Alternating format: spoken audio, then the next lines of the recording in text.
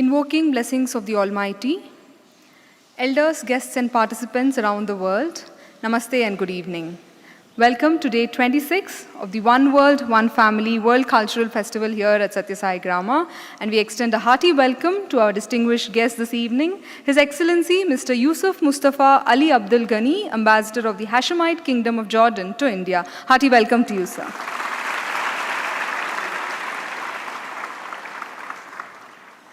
In today's digital era, the internet has become an absolute essential commodity for day-to-day life. Commissioned by Sadhguru in 2016, the Sri Sathya Sai IT Center manages the organization's digital infrastructure and provides technology support in the areas of computing and communication, ensuring the security, reliability, and efficiency of systems, networks, and data. Additionally, the department drives innovation by implementing new digital tools and solutions to enhance productivity and support organizational goals. With 35 staff, the department supports various IT tasks of the organization, including the hospital and the university.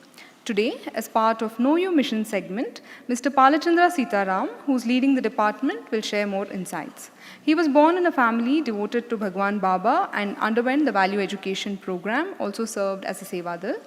An IT professional with 35 years of industry experience, he worked in North America for 20 years. He joined the mission in 2014 and has been living in Sathya Sai Grama along with his family, siblings, and their families who are all serving in various capacities. Mr. Palachandra, please.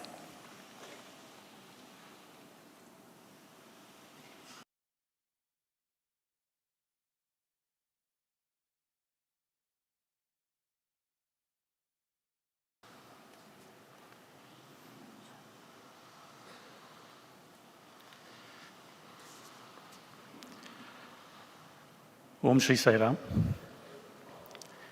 My most loving pranams at your lotus feet, dear Swami. Respected elders, guests, brothers and sisters, and dear children, Sai Ram to all of you. I am blessed and honored to present to you today the Department of Information Technology.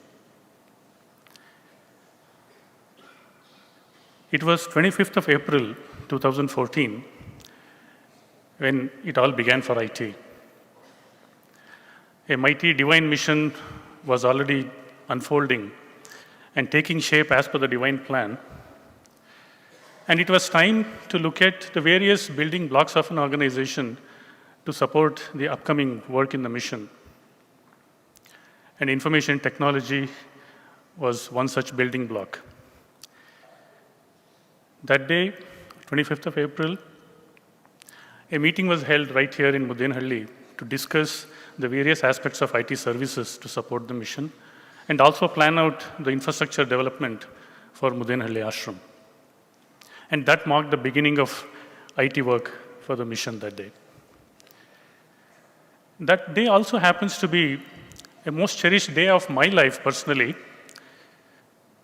because that day, Bhagwan compassionately brought me and my family to Muddenahalli, graciously allowed us to become part of this mission, and also allowed us to call Muddenahalli as our home. We are ever grateful for that, Swami. Later that year, in August 2014, Swami gave me a glimpse of what was to come next. Swami talked about multiple campuses to come up in future. He mentioned that technology will be interconnecting all these campuses. Swami also talked about a 5-storied building which would come up in future, which would also house the IT center. Brothers and sisters, whatever Swami said that day has already become a reality. I will talk about it a little later. Now, I will quickly take you through the evolution of IT department, evolution of IT work over the last 10 years.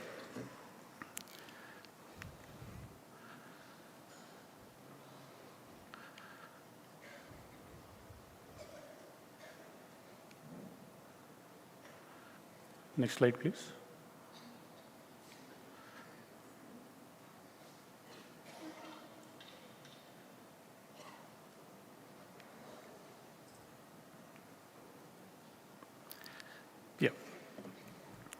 So this is just a highlight of what has happened over the last 10 years.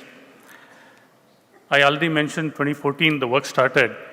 So we started from a small room in the Prem Kutir building, which is currently the boys' hostel. In that small room became a server room for us at that point in time. All that we had at that point in time was just a small rack which would receive internet service from a Airtel tower that was set up on top of the building. And so it was giving us 5 Mbps bandwidth, which was enough for us to send and receive emails at that point. And the next 2 years, our focus was to build a proper network infrastructure in the ashram and also to improve connectivity. We also installed mobile boosters and things like that. In 2016, Swami called a few of us and he asked us to take care of individual areas of work. And that's how the various departments came into existence. IT, HR, training and development, things like that. So that was the origination of IT department in 2016. And the very first project that we took as part of this was the computer lab in the CBSE school right in Muddenahalli. Next 2 years, 2017 and 18, we focused on bringing in the IT services for the mission. So we implemented the Microsoft communication collaboration platform. We also brought in digital telephone network in Muddenahalli ashram. We started working on remote classrooms. By then, some few campuses had started, and wherever we could get internet services. So we were able to set up remote classrooms so that we could give remote classes from Muddenahalli. Many of our teachers from here, they were able to provide remote classes to the various campuses. 2018 was also the year in which Sri Sathya Sai University for Human Excellence came up, and the IT department took up the design and implementation of the IT infrastructure for the university in Gulbarga, the headquarters. We also signed an MOU with Hewlett-Packard, through their CSR program, World on Wheels, they provided us mobile computer labs. So these mobile labs helped us to reach out to various campuses, our students in various campuses, and provide computer education. And today, we have 4 such mobile computer labs. And that was also the time where our healthcare mission was slowly growing. And at that point in time, it was a healthcare center, which was running inside the ashram. And for that, to manage the outpatient, we created a clinical outpatient system. And that was the beginning of a hospital management system for us. Again, in the next 2 years, 2019 and next 2 to 3 years, we focused on upgrading the IT infrastructure in the ashram and other campuses. As Swami had mentioned in 2014, the inter-campus connectivity started happening. We started connecting campuses through virtual private network. We also started deploying CCTV infrastructure, which is much required for the security of students and staff in various campuses. We upgraded the network technology in the Muddenahalli ashram to OLT technology, so the optical line terminal technology, which helped us to separate the data traffic and CCTV traffic. And we also looked at providing IT infrastructure. We designed and developed IT infrastructure for the Sarla Memorial Block. That was the first hospital block that was constructed as part of healthcare mission. And on the application side, we looked at user management. We brought in Active Directory services. The donor management system was set up for Each One Educate One program. And the major milestone of SAP ERP implementation to help support the accounts, finances, and procurement of the organization. And until then, 2021, by then already the mission was growing very rapidly. It has grown already by leaps and bounds. And every department needed more resources, more workspace. And so was the case with IT as well. So Swami in 2022 graciously gave us this beautiful new building, new office in the Kripashraya building. As Swami had foretold in 2014, 8 years later, I realized it was the same 5-story building in which we were standing and Swami was inaugurating the office, the beautiful office from where we are working currently. And Swami also gave us guidance on improving the internet infrastructure in all our campuses. He wanted us to bring internet connectivity to all the campuses so that he can reach out to everyone at the same time. And with his grace, we have been able to do that till now. And then now we also have CCTV infrastructure in every campus to manage security. We also get CCTV feeds whenever we need from different campuses to Muddenahalli Ashram. We also worked on smart classrooms by providing interactive boards, interactive systems to provide multimedia and video conferencing capabilities for remote classrooms in campuses. And that was, again, the point in time where our data that we generate in the mission had grown again by volumes because of the healthcare mission, the education, and nutrition. And to help secure the data and safeguard the data security, we brought in endpoint security aspects, and we are still working with many of our partners to bring in more advanced security practices. And again, a flagship project of Swami's, the medical college, came up in 2023. IT department, again, was responsible to design and develop the infrastructure there. And as part of ongoing initiatives this year, we have taken up information security compliance program, which will ensure that we are compliant with global standards in terms of securing information. Other initiatives that we started was rural digital education, which I'll talk about it in the next slide. And of course, we are also working on the Capitol Hill new medical block project. Again, we are working with many of the consultants and vendors to set up the state-of-the-art information infrastructure there. Next, I will walk you through the functional organization structure of IT department. So all that work that we have been doing till now, we can classify all of them into 9 specific functional areas. And each of these areas are led by one dedicated coordinator within our IT department. I'll just highlight few of them. Infrastructure, as I already spoke about, the network, the CCTV, the telephone infrastructure, the biometric access control systems, computer labs, internet services, data storage, they all come under infrastructure group.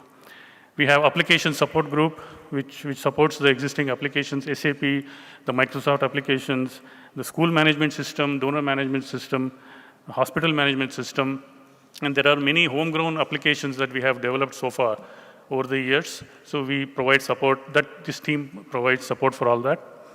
Workplace services, again, where we take care of the laptops and desktops, anything, all the equipment for the workplace. Application development, again, we have started a new team to provide the development, focus on purely the application development aspects. Computer education and academic support, again, it's a very important work that this team does, provides computer education to all our students in all the campuses, and also going to the rural villages and providing rural digital education. Again, I'll talk about it in the next slide. And these are the major areas that IT department supports. And on the top, you see the various verticals that the department supports. The mission headquarters here in the ashram, and the healthcare services in our hospital here, the Sai Swasthya, Sai Arogya program, which I'm going to talk about it next. On the education side, the university, the medical institute, and all our Gurukulam campuses. And under nutrition, we take care of the infrastructure and support the Sai Shore facility right here in Muddenahalli.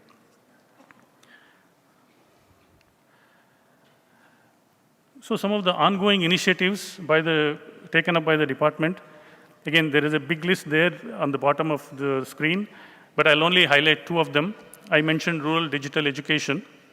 Last year, in collaboration with Dell Technologies, we started reaching out to the village government schools because we were getting a lot of demand and requests from these schools that they are not getting any digital education, and also the Digital India program from the government also supported this fact that as much as possible the corporates and NGOs should go and provide digital education for village children. As part of this, we joined hands with Dell Technologies and started reaching out to many of the villages and the government schools here. And I'm happy to say that last year in 2024, we were able to provide basic computer education to 7,000 rural children across 3 districts in Karnataka. On the healthcare side, in his ever-expanding compassion for humanity, Swami has envisioned a mammoth program for primary and secondary healthcare. In his vision, Swami has already envisioned 6,000 primary healthcare centers across India and 600 secondary healthcare services hospitals. To support such a program of that magnitude, we needed a very cost-effective, very efficient platform to be developed. And with the help of our partner Tech Unison, we have been able to develop the first phase of this platform, and it is already rolled out. It's been rolled out, and close to 40 centers, Sai Swasthya and Sai Arogya centers, are already running this platform. So these are some of the ongoing initiatives, and I will not talk about the other ones in the interest of time. Next, I will just show you some of the pictures of the IT infrastructure that we are running today. So what you see on the screen in 2014, that was the small server room that we had in the beginning. And today, we have the state-of-the-art server rooms and equipment running in all our hospitals as well as our ashram and other campuses. Next, what you see is the digital education infrastructure that we have built over the years, the computer labs, the mobile computer lab that we have that is supporting our students as well as the village children. And there are a few pictures about the rural digital education that is going on. And as I said, last year it was 7,000, and this year also we are trying to reach out to 7,000 to 8,000 children in 5 districts of Karnataka. With all this work, having seen all this work, here is to summarize where we are today. The IT department, the IT setup that started in a small way in 2014, today it is supporting the mission with an industry standard, state-of-the-art digital infrastructure. We started with 5 Mbps connectivity here in Muddenahalli in 2014. Today we are consuming almost 3 gigabits per second bandwidth across campuses. For that, we are working with 9 service providers and plus so many local service providers as well. We have provided more than 2,500 devices to support our staff from various divisions, for our students, and also to equip computer labs. More than 2,300 employees from various divisions are supported on our Microsoft platform for their collaboration and communication. We have 22 computer labs operating today in 22 campuses, with 4 mobile computer labs I already had mentioned. I mentioned about the digital education that happened in 2024. So 9,500 children were, including our campus and the village children. It was 9,500, and this year we are going to cross 10,000 children. We have 25 campuses with fully operational data and CCTV infrastructure today. We have also developed more than 25 homegrown applications needed to support various departments within the organization. At present, we have 35 dedicated staff, full-time as well as contract employees, who are supporting this mission. We are spending more than 3 crores every year on operational expenses to maintain this infrastructure, and so far we have spent more than 16 crores to set up and maintain all this IT infrastructure for the mission. And all these things couldn't have been made possible without the divine grace and continuous guidance by our dear Sadhguru. And we also want to greatly acknowledge all our supporters and well-wishers in this mission, and our gratitude to them. A special mention to our brothers and sisters from US and Singapore who have been behind us in every way possible, and to make sure that this IT infrastructure and IT projects keep running. We have Tech Unison, IT in Education, Tech Acme Services. These are the organizations run by Swami's ardent devotees and who have been working hand in hand with us in every way possible. And we also want to acknowledge our CSR partners, Infosys, HP, Dell Technologies, Automation Anywhere, VPG, for providing much needed equipment and other resources to run the IT. And we also want to acknowledge our partners, Cisco, Access Systems, ValuePoint, ICAM, High Power Electronics and Services, and Bhairaveshwara Star Vision. They have also, they have been with us since the beginning, and then they continue to support us in every way possible.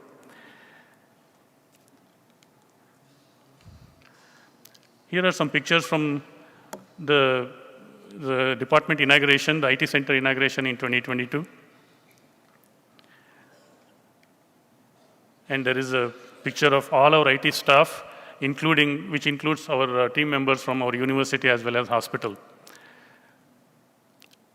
And looking back at this amazing journey of 10 years, the experience only goes to prove to us that we are not the doers.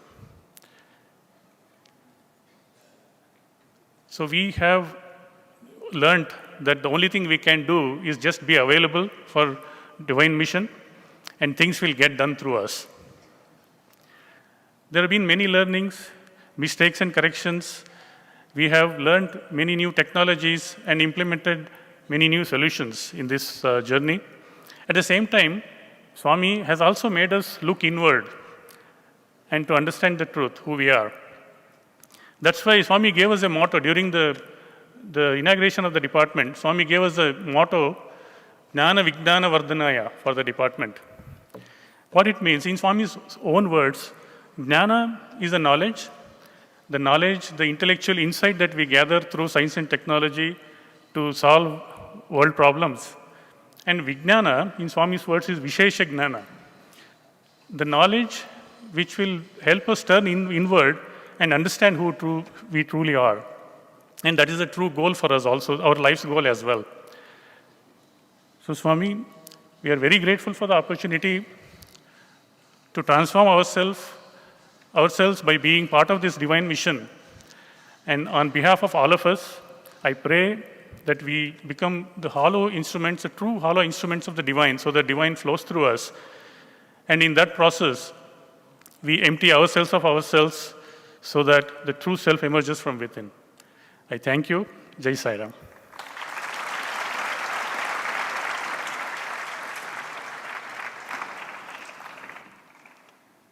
As part of the World Cultural Festival, each day we celebrate nations, honoring the spirit of unity and interconnectedness despite diversity.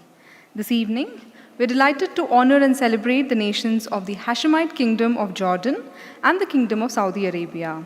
Assalamu alaikum and marhaba to all our brothers and sisters who have arrived here from these nations.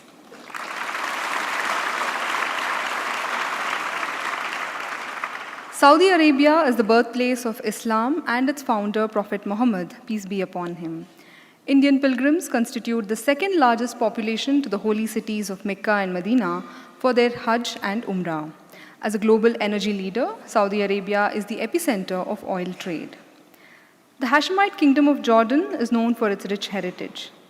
The Hashemite name is derived from Hashim, a grandson of Qusay and the great-grandfather of the Prophet Muhammad, peace be upon him. The Hashemites of Jordan are thus direct descendants of the Prophet through his daughter Fatima and her husband Ali. The family belongs to the Dawu Awan, one of the branches of the Hassanid Sharifs of Mecca, also from whom the Hashemite royal family is directly descended. His Majesty King Abdullah bin Hussein is the King of Jordan, having ascended the throne on 7th February 1999. He is a member of the Hashemites, who have been the reigning royal family of Jordan since 1921 and is traditionally regarded as the 41st generation direct descendant of the Prophet Muhammad, peace be upon him. Jordan is also home to Bethany beyond the Jordan, the sacred site where Jesus was baptized by John the Baptist, and it draws pilgrims from around the world and stands as a beacon of spiritual heritage. This evening, we are honored to present the One World, One Family Global Humanitarian Award to two remarkable individuals from these countries who have gone beyond the call of their duty and comfort to better the lives of their brethren. Our first awardee in the field of corporate governance goes to Mr. Khalid Walid Al-Sweden.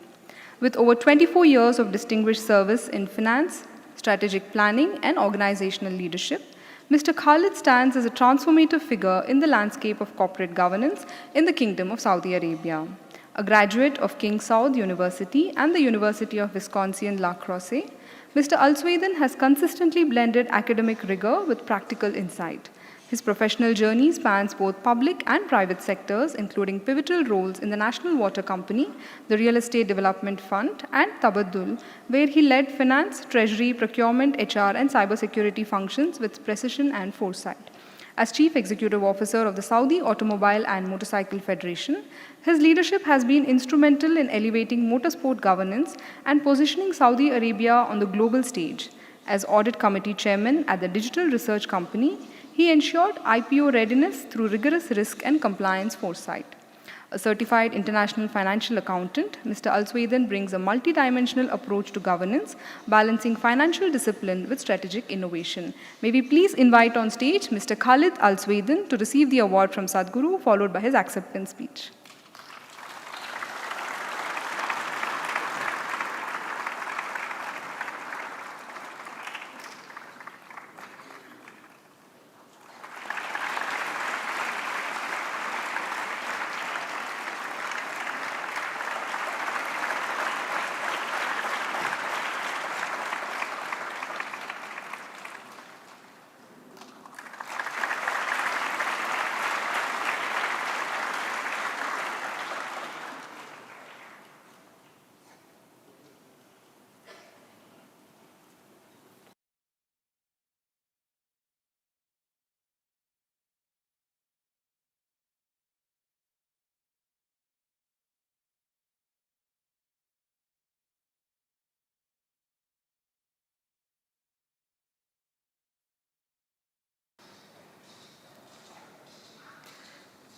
Dear Sadhguru Shri Madhusudan Sai, dear distinguished guests, dear friends, I'm deeply honored to receive this recognition for corporate governance, an area that to me is not just about system and structure, but about trust, transparency, and service to society.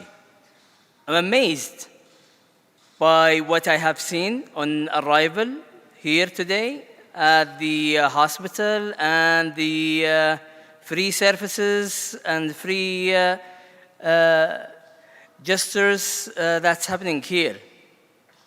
In my journey across public and private sectors, I have learned that governance is most powerful when it reflects shared values like integrity, accountability, and the courage to evolve.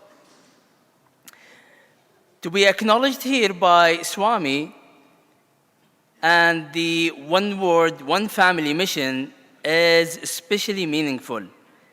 This gathering reminds us that good governance is not confined to boardroom. It's a bridge between culture, a promise to future gatherings, and commitment to unity in diversity. I accept this award with gratitude, not just for what has been achieved, but for what can we build together with wisdom, collaboration, and shared vision of excellence. I assure Swami that I will take back this inspiration to Saudi Arabia and create greater awareness with the help of my friend, Dr. Karith Ramis. Thank you very much.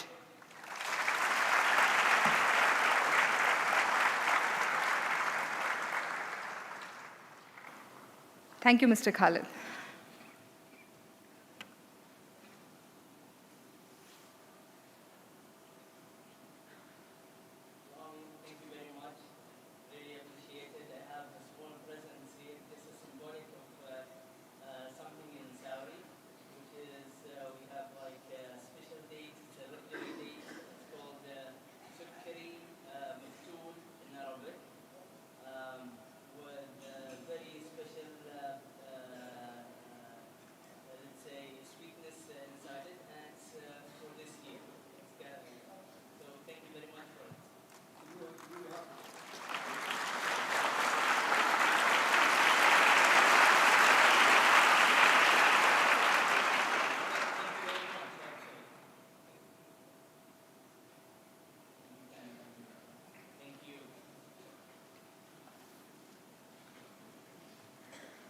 Our next awardee is Ms. Iman Ahmed Akoor for her contribution in the field of women and child welfare. She is the founder of Let's Make Them Happy charity, which supports underprivileged families and children across Jordan through various humanitarian programs like medical aid, including 500 plus eye surgeries, home renovations, education sponsorships, and support for orphans and people with special needs. The charity is transforming the lives of countless individuals. Dedicated to eradicating poverty and despair, Ms. Iman champions dignity, hope, and compassion as universal rights, empowering families to thrive with resilience and self-reliance. She has organized large-scale charity campaigns to reach marginalized communities in remote areas and has created initiatives empowering women and youth through training programs to strengthen community belonging. May we please invite on stage Ms. Iman to kindly accept the award from Sadhguru, followed by her acceptance speech. Ms. Iman, please.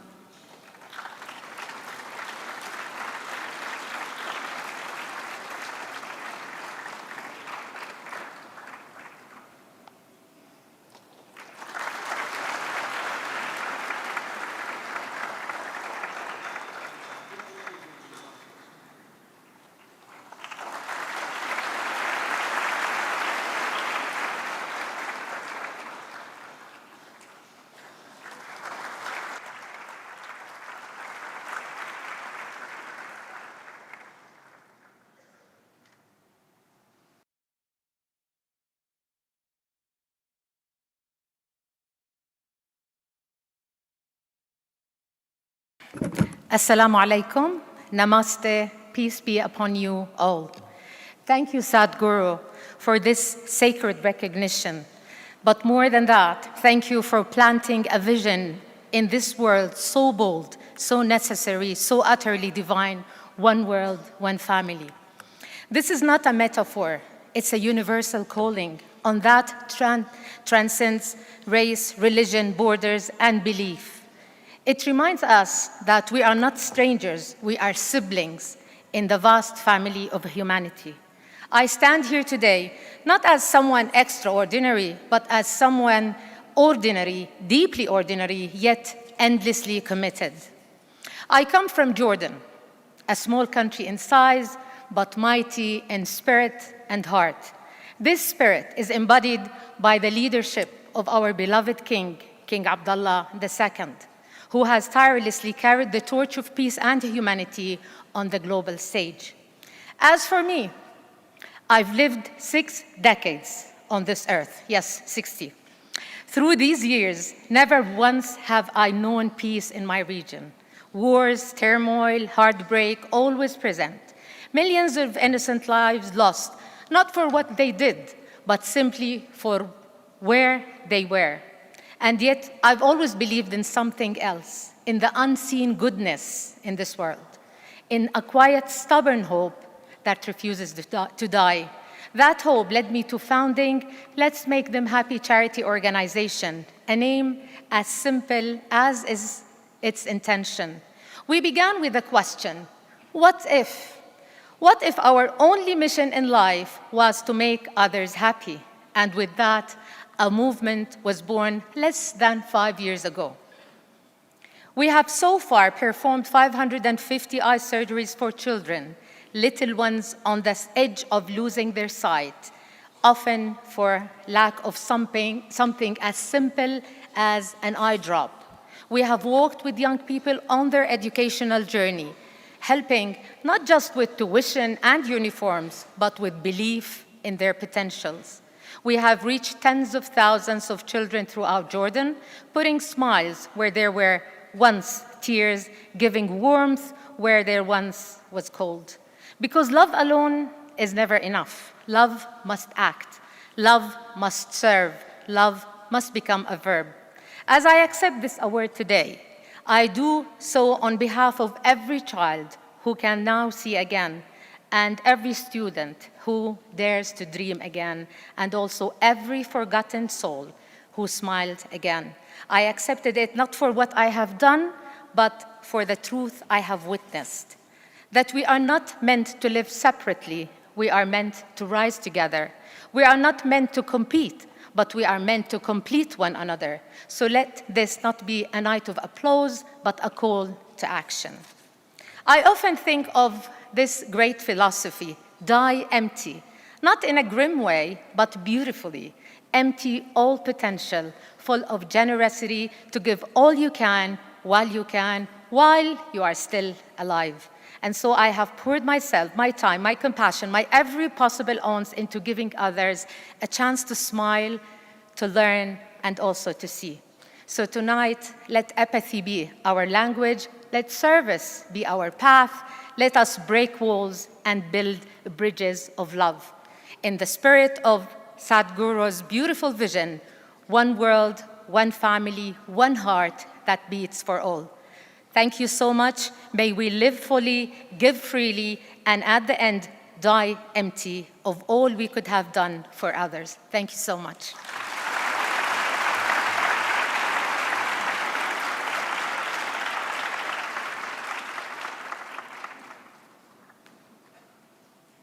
Allow me to.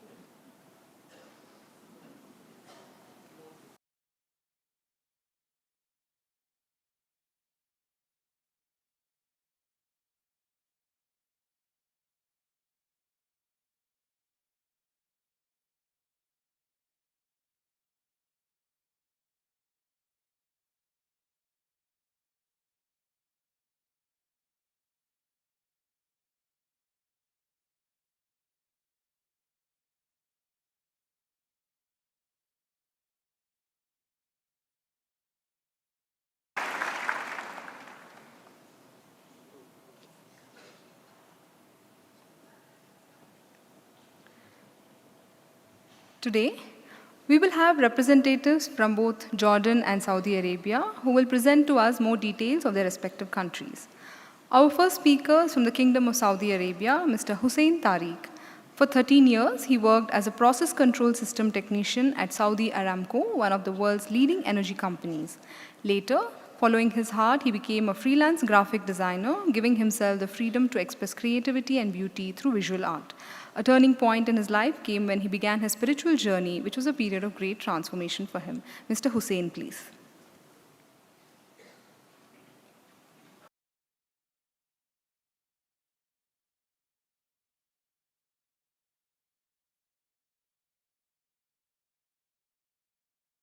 الله الرحمن الرحيم السلام عليكم ورحمة الله وبركاته. In a spirit of unity and reverence, I offer my heartfelt greetings to Sadhguru Sai, our respected elders, honored guests, dear students, and everyone tuning in from across the globe.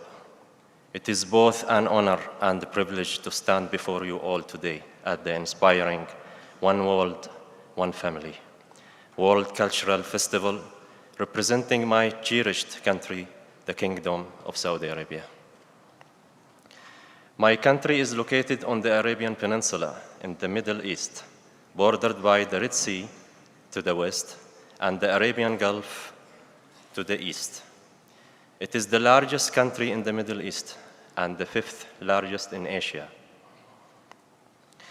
We have a population of around 36 million people. The capital is Riyadh, which is the largest city in the country and serves as the political, economic, and administrative center. The official currency is the Saudi Riyal, abbreviated as SAR. One Saudi Riyal equals 23.49 Indian rupees. The official language is Arabic. Islam is central to Saudi life. It guides daily prayers, giving to others, and how people live together. We cherish being kind and respectful to others.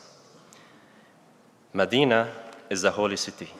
It is the second most important city in Islam after Mecca. Mada'in Salih is an ancient city famous for its well-preserved rock-cut tombs.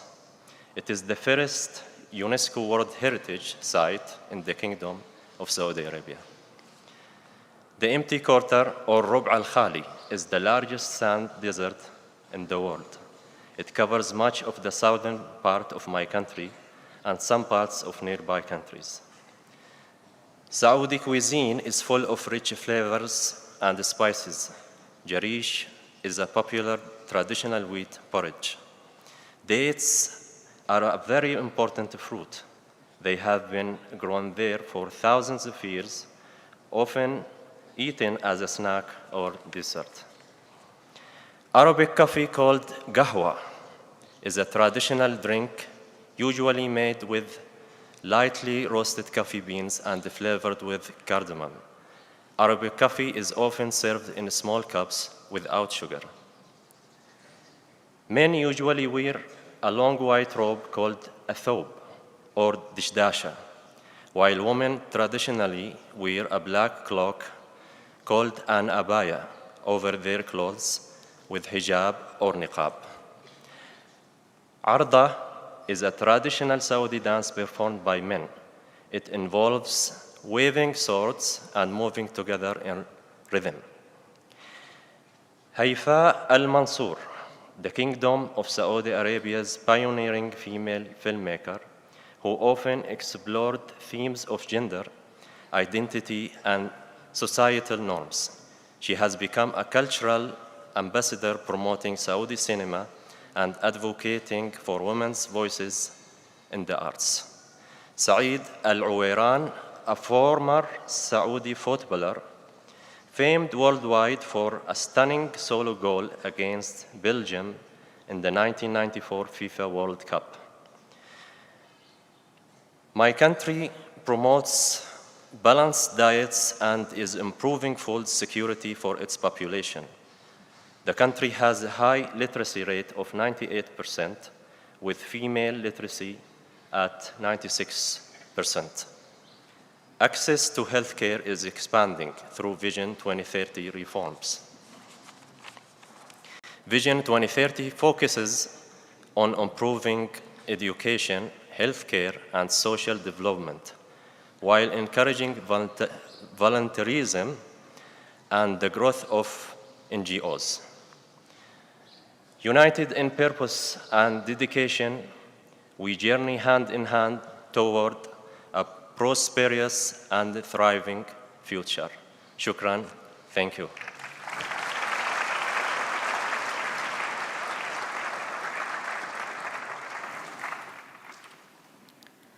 Our next speaker is from Jordan, Ms. Rasha Al-Haddad. She is a dance and drama teacher experienced in contemporary dance, physical theater, and children's theater. She focuses on blending movement with storytelling to build creativity, confidence, and stage skills in her students. She will be presenting the history, culture, and philosophy of the Kingdom of Jordan. Ms. Rasha, please.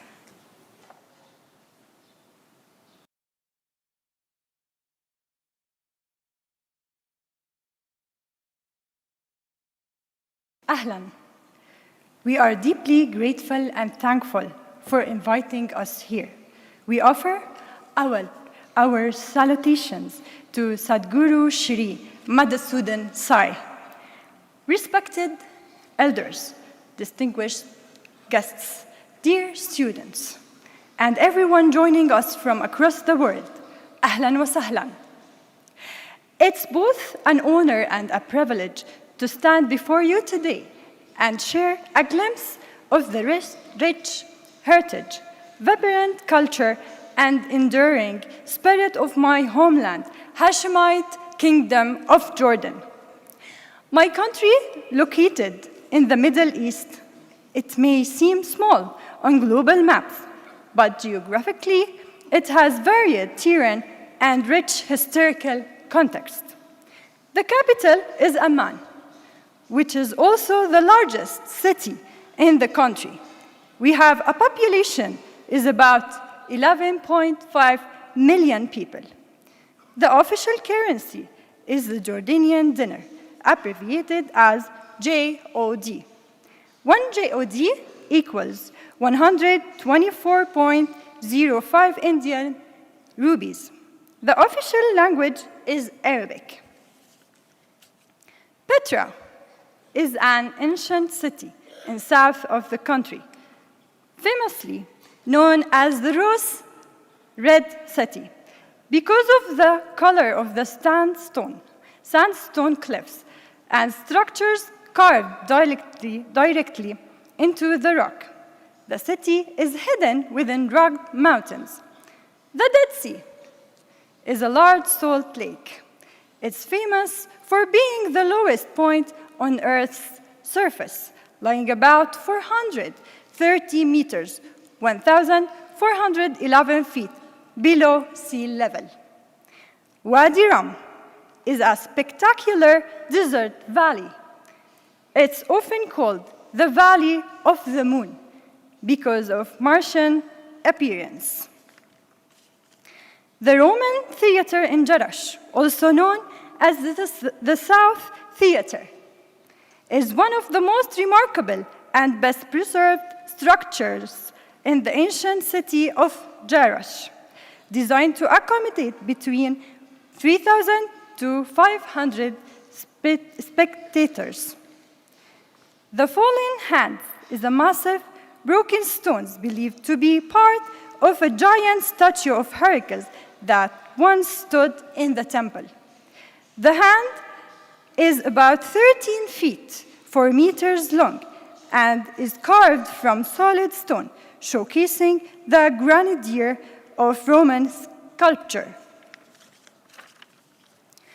My country is a deeply spiritual, shaped by its rich religious history and cultural diversity. It's home to important sites for Islam and Christianity, including places like Mountain Nebo, where Moses is believed to have seen the Promised Land, and Bethany beyond the Jordan, where Jesus is said to have been baptized. The King Abdullah First Mosque is a modern landmark that can accommodate up to 7,000 worshippers and is known for its striking blue dome and Islamic architectural design. Maize platters are a central feature of Middle Eastern and Mediterranean cuisine. They consist of a variety of small dishes served together, often as appetizers or even a full meal when combined.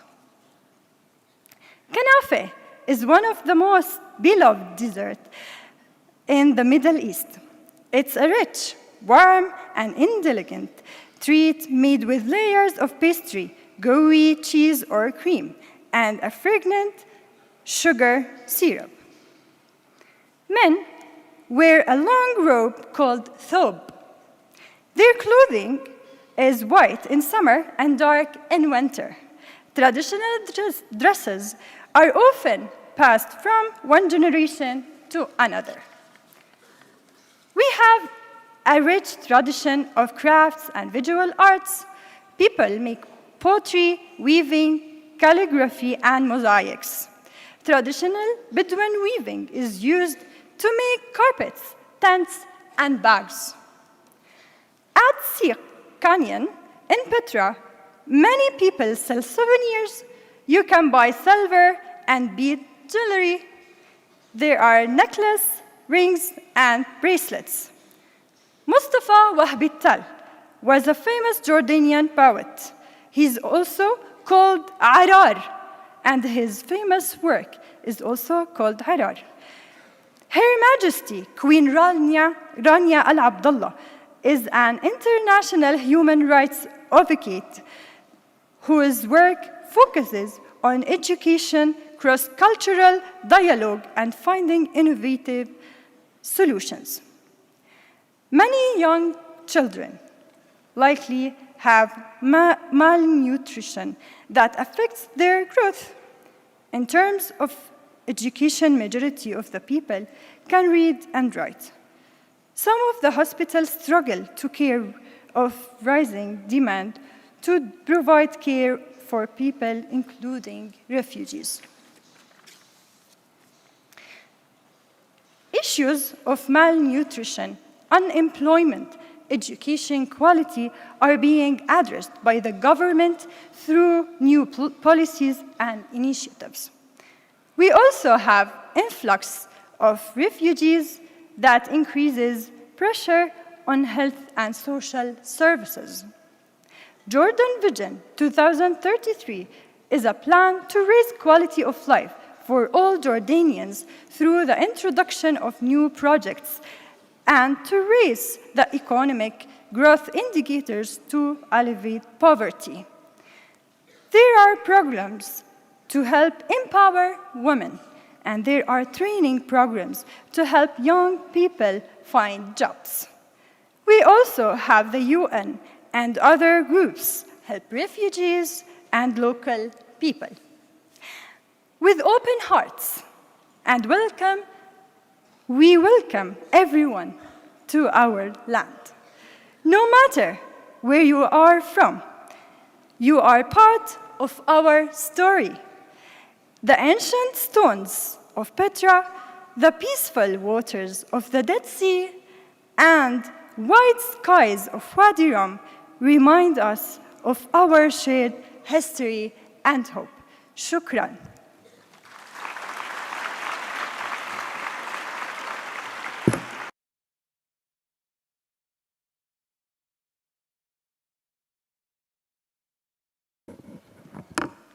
Thank you, Rasha.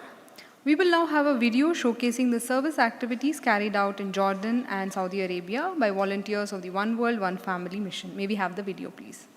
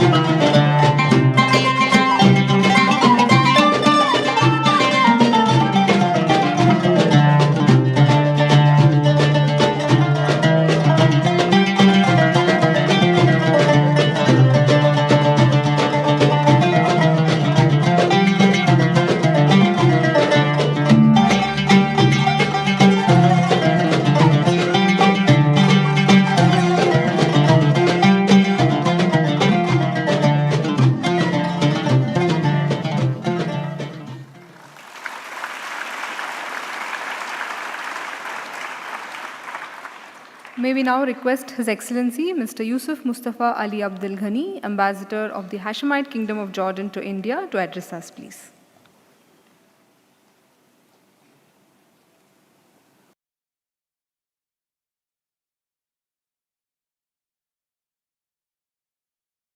Madhusudan, dear members of One World, One Family, dear students, Assalamu alaikum, namaste.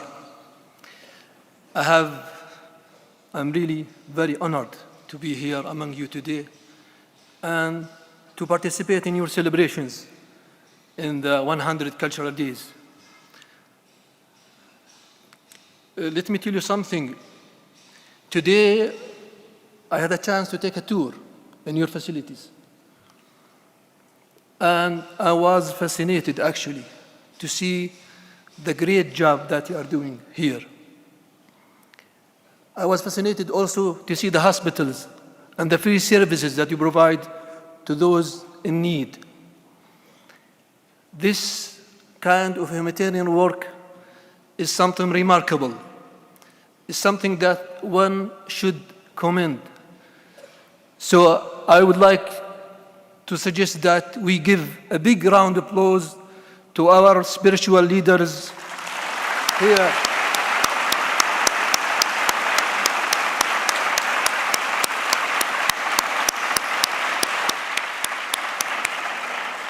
Our spiritual leaders here,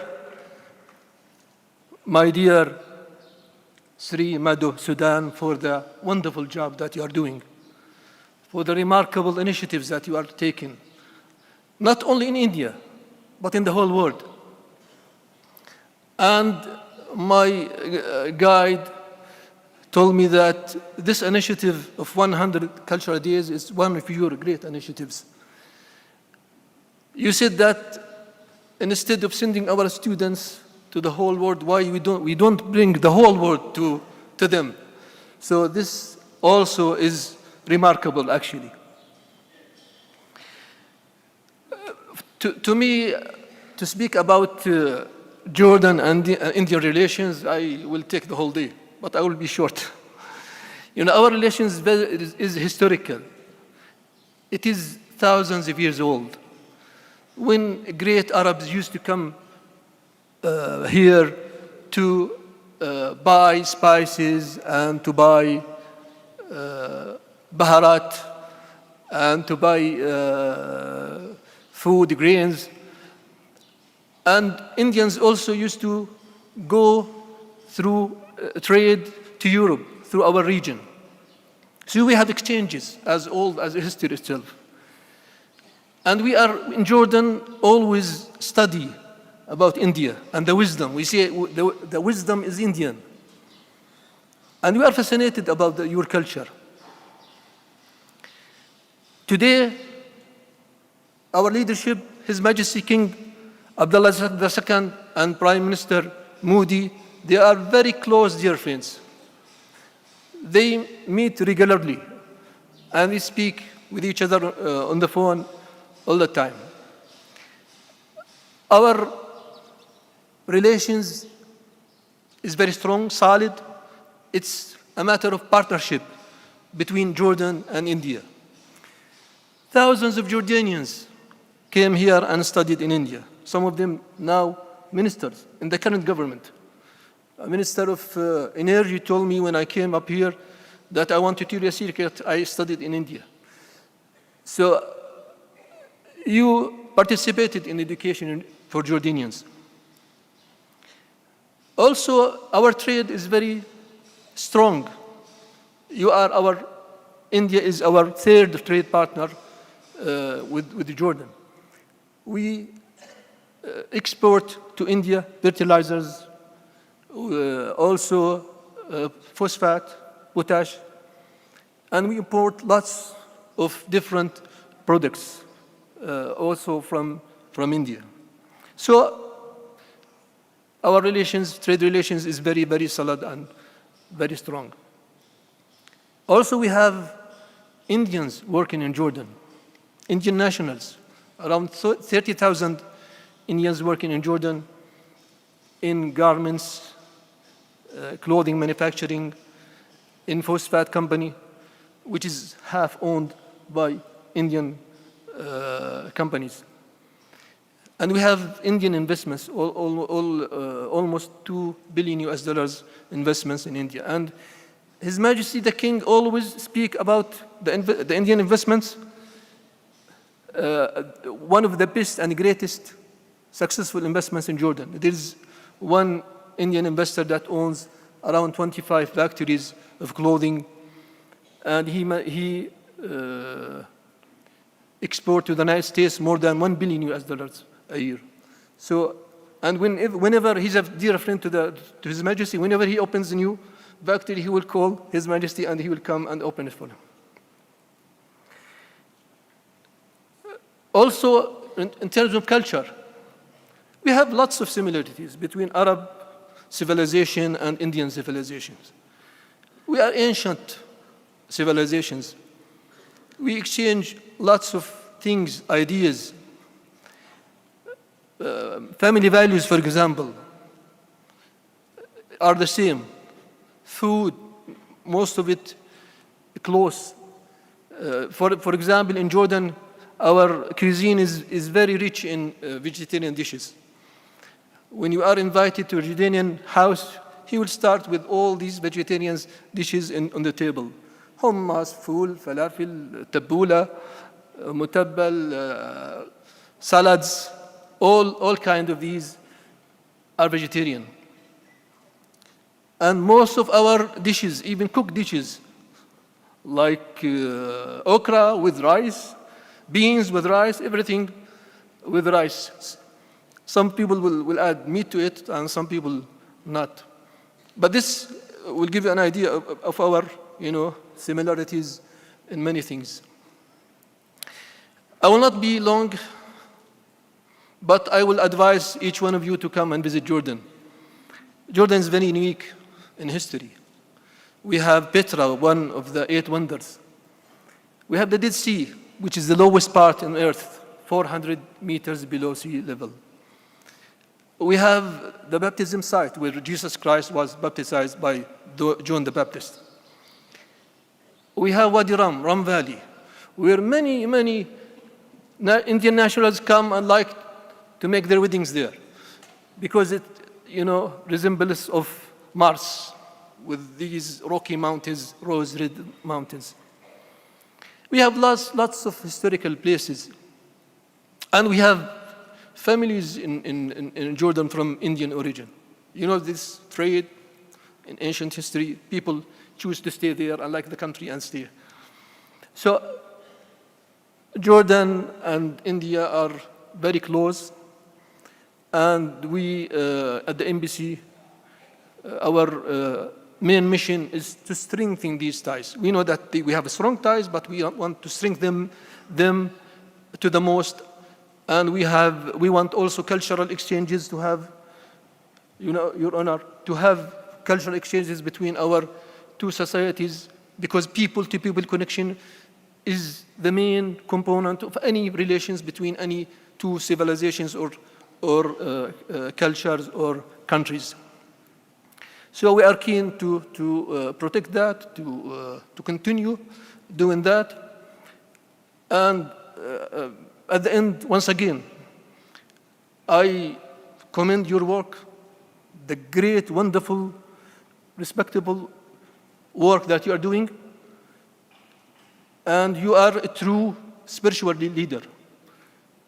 The spiritual leader is a servant for his followers. He's not, just wants everyone to serve him. He served by introducing services, by feeling with the poor and needy people, by having these wonderful establishments everywhere in the country, in India and also in the world. You are reaching out to the world also. This is a very great idea. I would like to invite you even to visit Jordan and to just want to learn from you about this experience, a great experience. Maybe we can have something similar in our country. And you are most welcome anytime to visit our country. and to be acquainted with our society. And I'm sure that we in Jordan are keen to learn from you and to have you as a very dear and honored guest, and to meet with His Majesty also as well. I thank you once again, and I'll be happy to participate in all your activities in the future, and to have Jordanians also coming here, exchange with this wonderful group of one world, one family. And we will be part with you in this group with our efforts, initiatives, and prayers too, as well. Thank you very much. Assalamu alaikum wa rahmatullahi.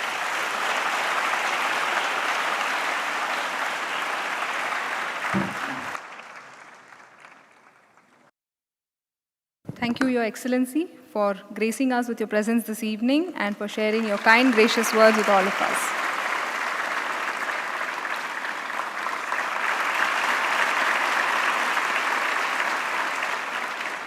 On behalf of everyone, we pray to Sadhguru to bless us with his benedictory message this evening.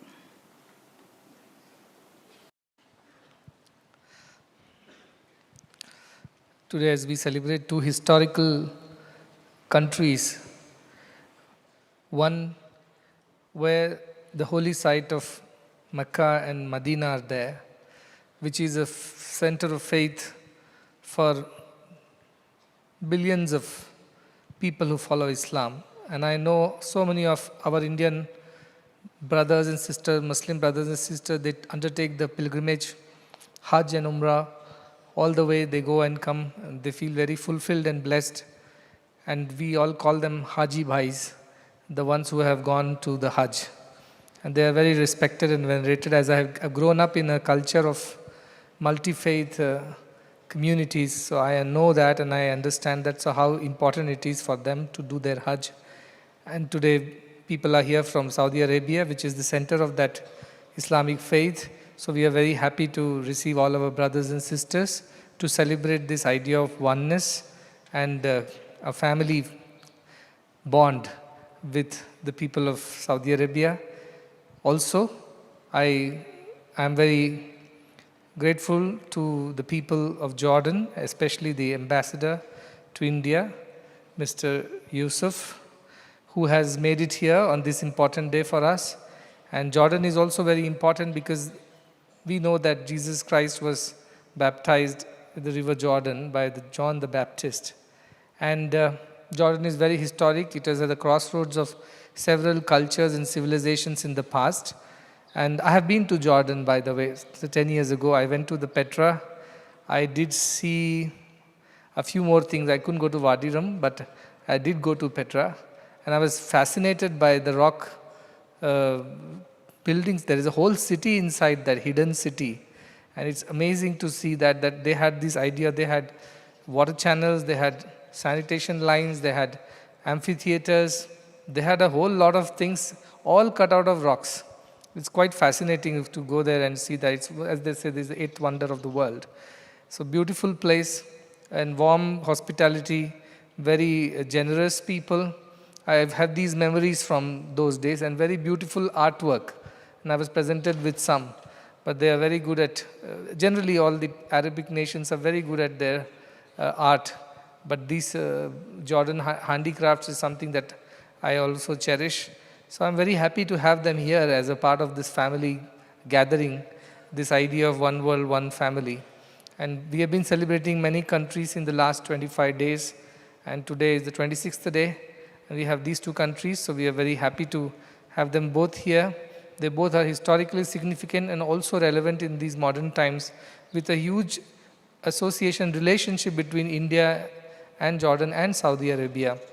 You know how many of our Indians work in Saudi Arabia as well, also in Jordan, as the Honorable Ambassador was mentioning.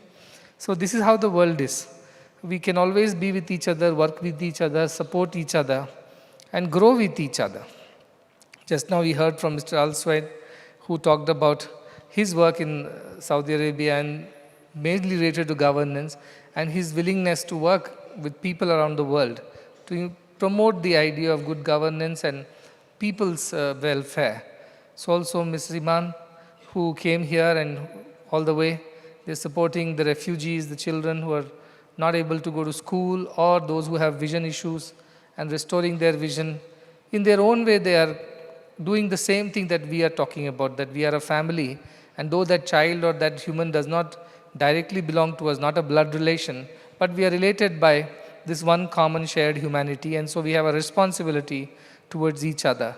And these are the wonderful people who come all the way and share their stories, and I feel that I am just listening to myself, because they say the same thing: love must transform into action.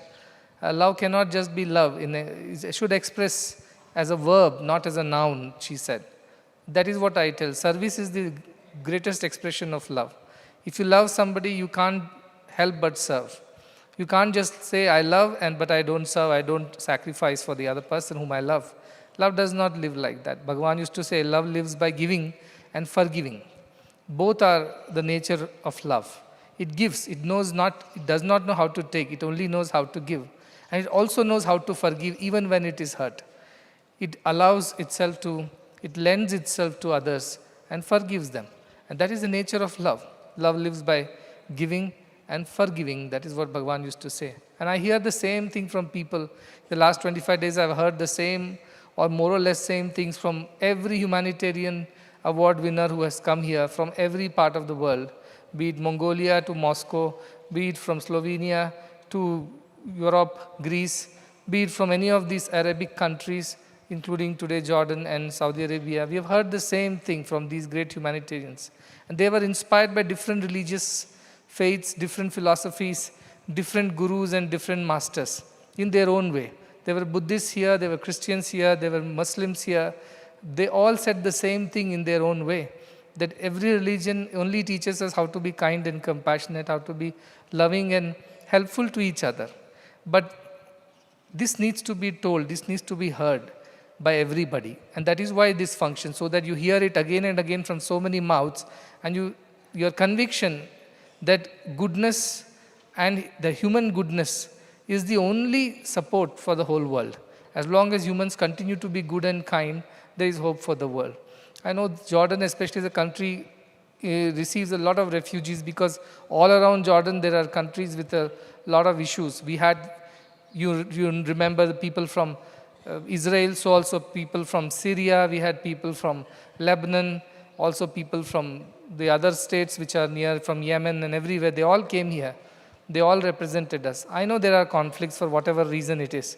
But then when you receive a refugee, you don't really call them a refugee. You receive a member of your family who has lost his everything. And this can happen to anybody, who knows, not because of wars, but because of an earthquake, because of an economic meltdown, because of any other thing. It's volatile.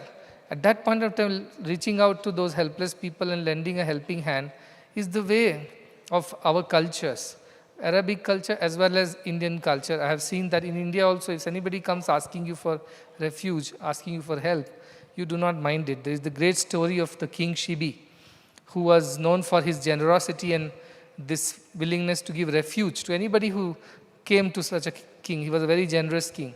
And I believe at one point in time, this is a story again, but it only talks about the culture of the country, that a pigeon which was being chased by an eagle came and sat on the lap of this King Shibi and sought refuge.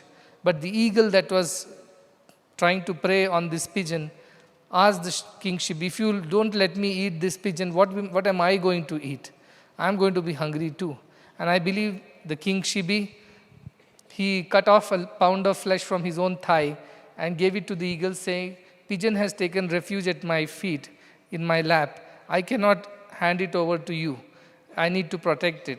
And he rather gave his own flesh to the eagle to eat. And that's how he saved the pigeon. That is what they say in our culture. So anybody who is helpless, who is needy, is a member of our family. And we look after each other. No questions asked, nothing demanded. It's simply out of love that we look after. And I believe that if we all can lend a helping hand to somebody in need, tomorrow when they grow up, they become capable, they will help 10 others. That is how this chain of gratitude, this circle of gratitude keeps increasing, and more people get included. With the children, I always say that they must live a life of hope, of positivity, of security. They cannot live vulnerable lives on the edge of disasters. And to protect the children of the world is the combined collective responsibility of all the people in the world. It is nothing to do with which family they were born in or which country they belong to. Children are the citizens of the world. They are world citizens, and the responsibility of the whole world, not of one country or one community or one family. So I believe that anybody who works for the cause of improving the lives of the vulnerable people, children, women, elderly, sick, and refugees, I truly appreciate their service. I know the world has enough for everybody's need, as Mahatma Gandhi said, that the world has enough for everyone's need, but not for every man's greed. If we can only cross over from greed to need and live our lives simply for the sake of doing good, then I think all the problems in the world can be solved. So while we celebrate these two countries, we celebrate the culture, we celebrate the philosophy of kindness and compassion. Islam is about compassion.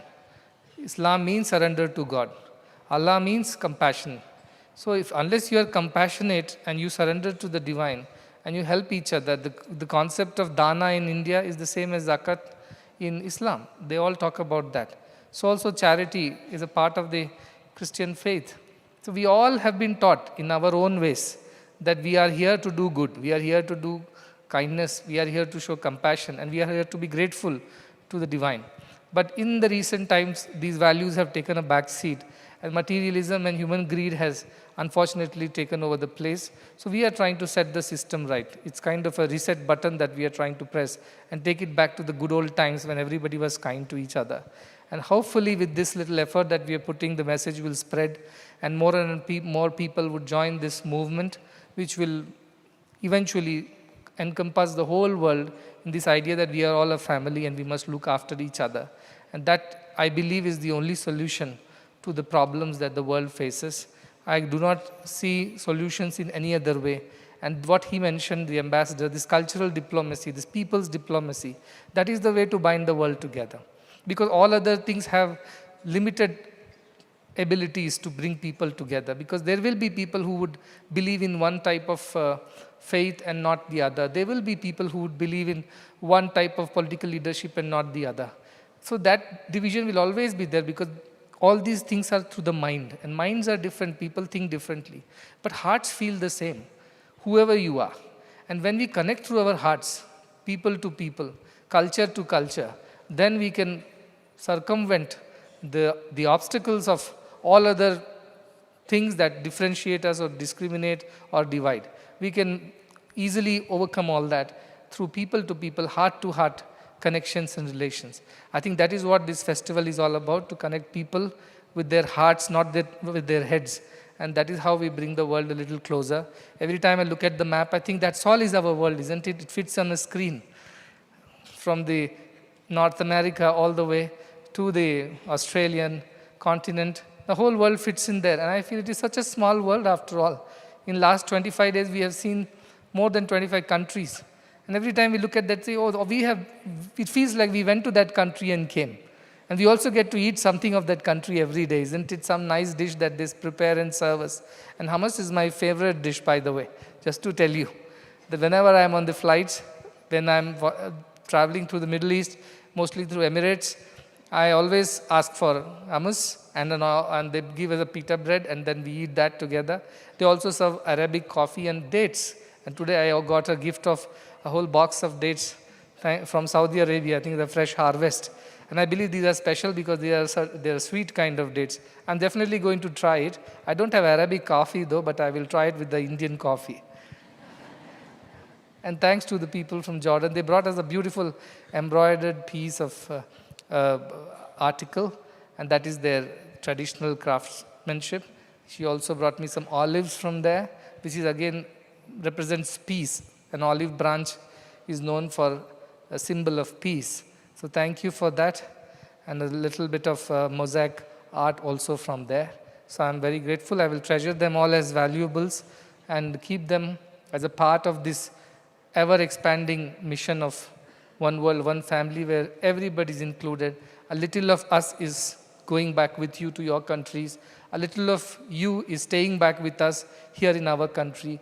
And I'm sure these cultural connections will remain for a very, very long time, beyond all the politics and all the other things.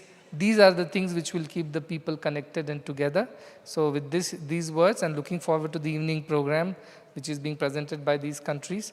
And thanking again to the ambassador for inviting us and being a part of this celebration, and also his commitment to build a better world and build better relationships between people of different countries, especially India and Jordan, because we are here. I really appreciate that, and I also look forward to working with Mr. Al-Swaid for the Saudi Arabian kingdom, and hopefully we can do more for the people, because I know there are a lot of refugees and workers in all these countries, and if anything can be done for their children, then I will be very happy. We have hospitals, we have heart hospitals for children, we have a large hospital here. I know you don't need a hospital over there, you already have one, but should you need anything that we can do together, we are more than willing to participate and work together as a family. With these words, once again thanking the ambassador, the wonderful humanitarian leaders from both the countries, and those who presented the details of their country. They took us through a small trip. Before I end, I must also talk about the IT department. That is something very close to my heart, because when I came here 10 years ago, IT was not even known. People did not even have mobiles here, because they were living a very simple, easy life, which never necessitated the need for whatever, the phones and internet and things like that. But then soon there was a mission in the offing, and one had to prepare for that. So when Palachandra came, he was in Canada at that point in time. Then he and his wife is here, daughter, they all came here, and Bhagwan gave the instruction that you should join the mission. But then we did not know where to fit him in, because we had nothing to offer to somebody who had decades of experience. Then the IT mission started. I know it had a lot of teething problems. For a spiritual organization which is not very progressive, generally in India, spiritual organizations are okay to do, they are quite laid back in general. We were building a huge mission, not just spirituality, but also social service. It needed all these support systems. I'm very grateful they came, a huge team works behind the scenes. All this that we are listening to is getting webcasted to 100 countries, online, real time. All these infrastructure, and every child and institute of the university, every staff has his own device, be it a laptop or a personal computer or a tablet or a phone, through which they are able to communicate and work faster and better, efficiently. Also the kind of investment that have been made in the IT segment by a lot of good people, a lot of our devotees from around the world, because it's easy to convince them that we need to build a hospital, everybody jumps in. We need to educate children, they jump in. But I say, you need to also look into the IT infrastructure, you need to look at sewage systems, you need to look at waste management, electrical, plumbing. That does not appeal very easily to people. They don't understand that is also a part of the service initiative. These are the fundamental basis on which the rest of it works. But there were some people who appreciated that this is an important investment, and did help us. Today we have come a long way. We have our own application development team, which develops its own software wherever there is a need, and they save us, I don't know how much money, because these are very expensive softwares when you buy from outside. So they work, and I'm hoping some of our children who are doing their computer sciences, and next artificial intelligence is coming, AI, ML is starting next year. I hope you all can participate and bring this up. I also particularly appreciate the department for going out and educating the rural children with digital education. Can you believe that 12 or 14 years ago, the computer labs were not necessary in Indian education system. The CBSE also did not mandate it, nor the Karnataka board. There was no computer examination paper. People learned if they wanted to, otherwise not. But that was a huge deficit in the education system. It should have been mandated, because today computers are everywhere. So we were those who took initiatives even before it was mandated, and set up labs and brought computer education to the digital, what we call digital divide, to bridge that digital divide. So much of work was done. And I'm also grateful to HP for providing us with buses that have computer labs on them. So they travel to villages, and our teachers travel in them, teach computer education to the school children, government school children where there are no computer labs, and our children also learn from that.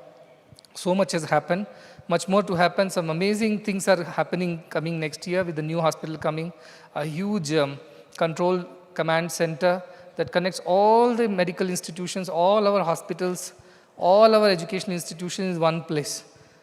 That is something that we are investing in. So also artificial intelligence, which will also help to do analysis and predictive diagnostics, which will, because we have so much of imaging, CT scans, MRIs, X-rays, we put them all into a learning management system, and everything goes inside that model, and then you can easily guess if some doctor gets another scan, because of this huge database that we have, it immediately tells these are the possible issues that the patient is facing. So it helps the doctor to think fast and diagnose more precisely and even predict. By looking at some of the X-rays, you can even predict what could be the future possibilities, what could be the diseases the patient can suffer from.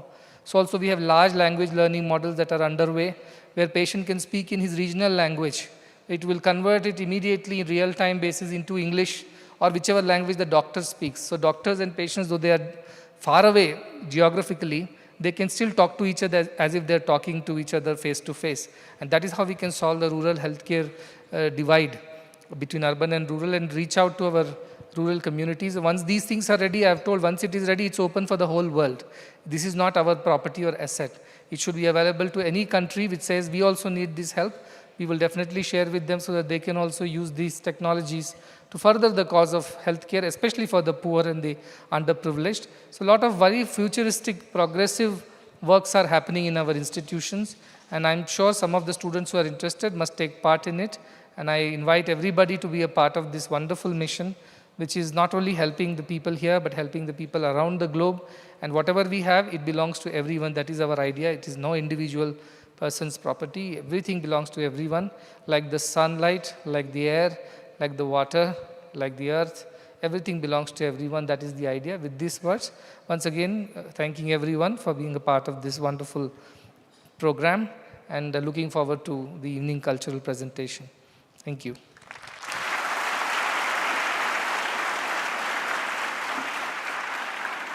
We will have a short break for 10 minutes, after which we shall have this evening's musical program. Thank you.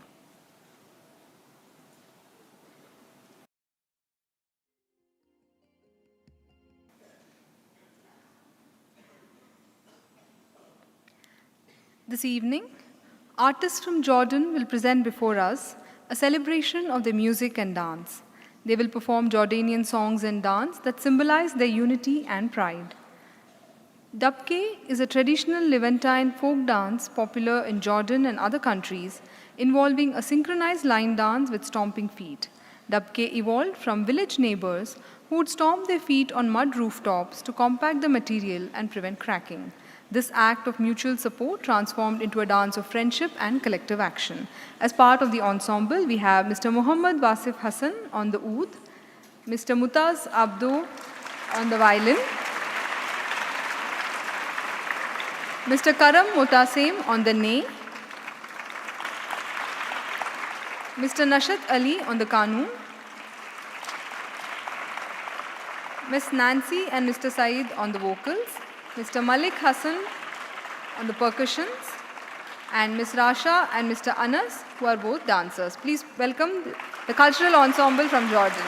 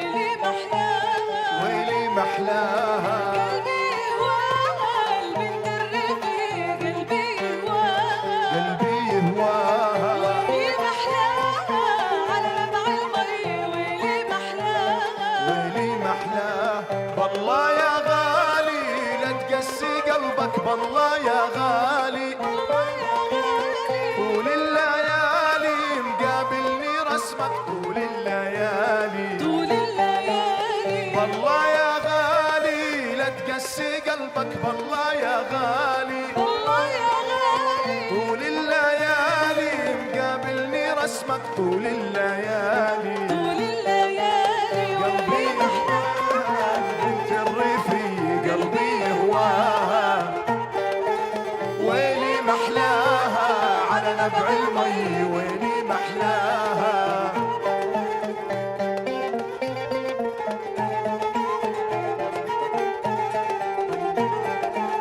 ويلي محلاها على نبع المي ويلي محلاها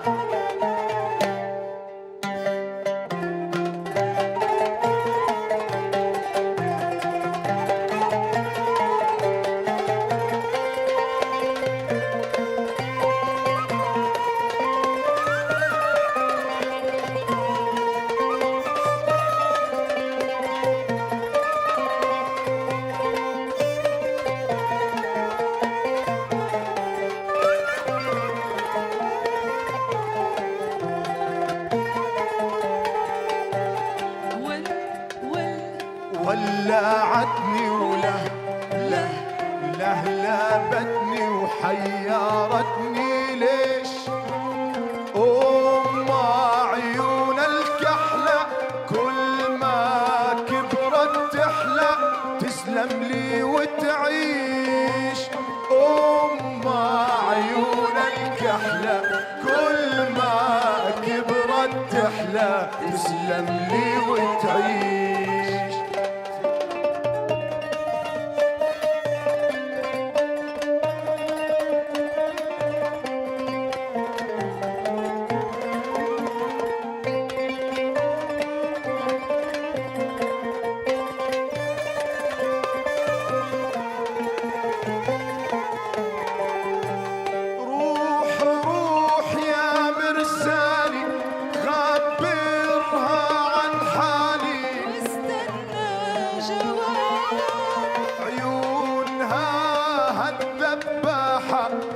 خلتني بصراحة عايش بالعذاب روح يا مرسالي خبرها عن حالي واستنى جواب عيونها هالذباحة خلتني بصراحة عايش بالعذاب ولعتني لهلبتني وحيرتني ليش ولعتني لهلبتني وحيرتني ليش عيون الكحلة كل ما كبرت تحلى تسلم لي وتعيش عيون الكحلة كل ما كبرت تحلى تسلم لي وتعيش تسلم لي وتعيش تسلم لي وتعيش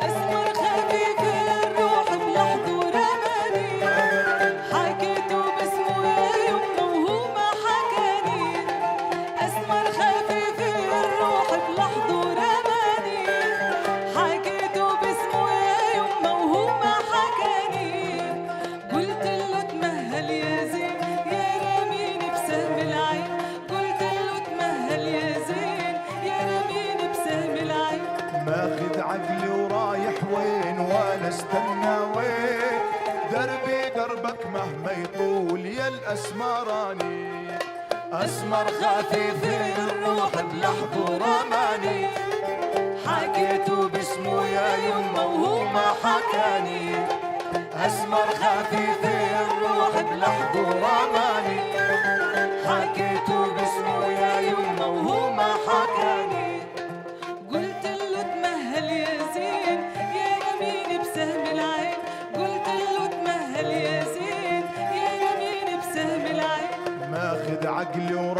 وين وانا استنى وين، دربي دربك مهما يطول يا الاسمراني.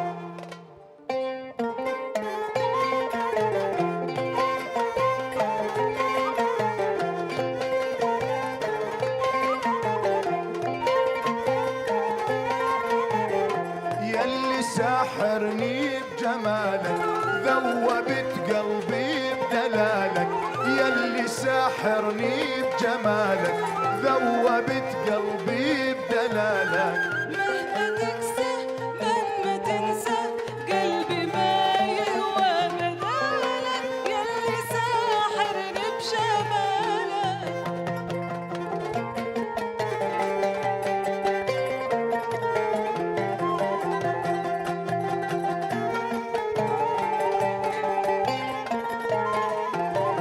ويا معذبني بحبك جود بوصلك شود، امتى تحنن قلبك والمحبة تعود.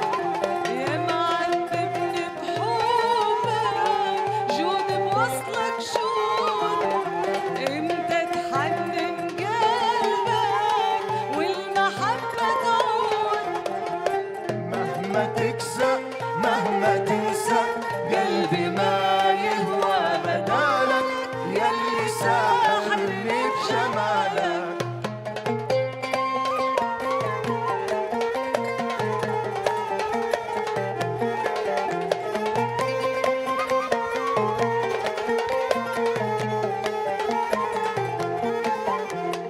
اتبع محبوبي يابا واسكن وسط البرية، والله لاتبع محبوبي يابا واسكن وسط البرية. عيشت المدينة مارد مالي فيها هوية، عيشت المدينة مارد مالي فيها هوية. مالي فيها هوية.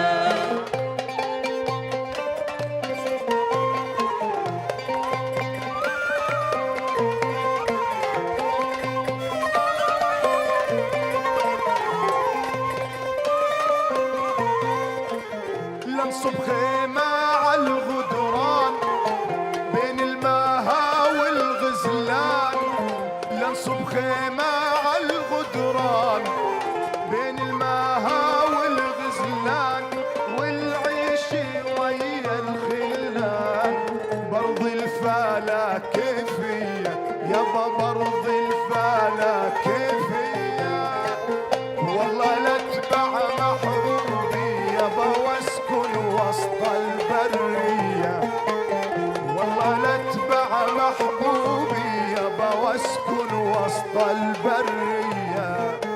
عيشت المدينة مارد مالي فيها هوية، عيشت المدينة مارد مالي فيها هوية. مالي فيها هوية.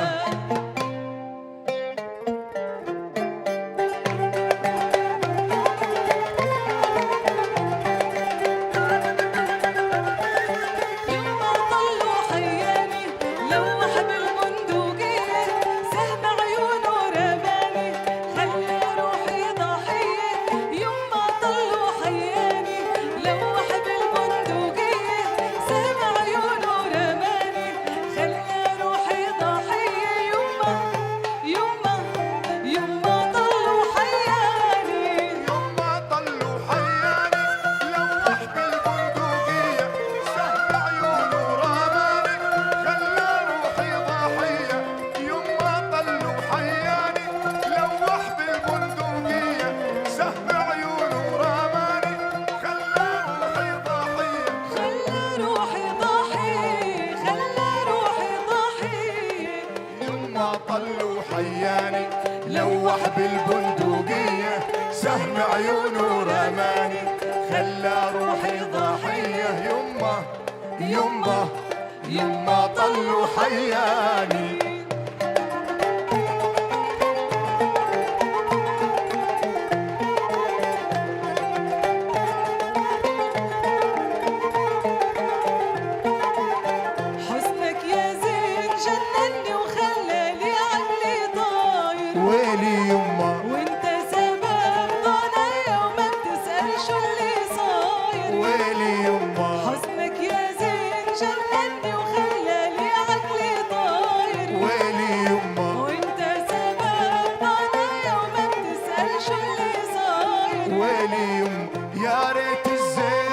الاطفال وينسى الزمان الماضي، ما تهنى العيش يما والويلف ما هو راضي، يا ريت الزين يصفال وينسى الزمان الماضي، ما تهنى العيش يما والويلف ما هو راضي، حسنك يا زين جنني وخلالي عقلي طاير، وانت سبب ضانا يوم بتسأل شو اللي صاير، حسنك يا زين جنني وخلالي عقلي طاير،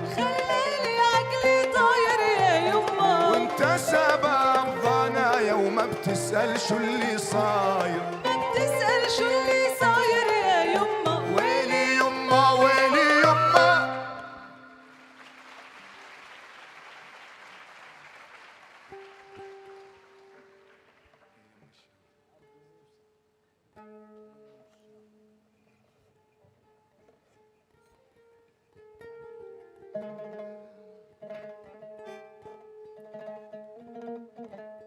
هي يم الشامة جرحت قلبي، هي يم الشامة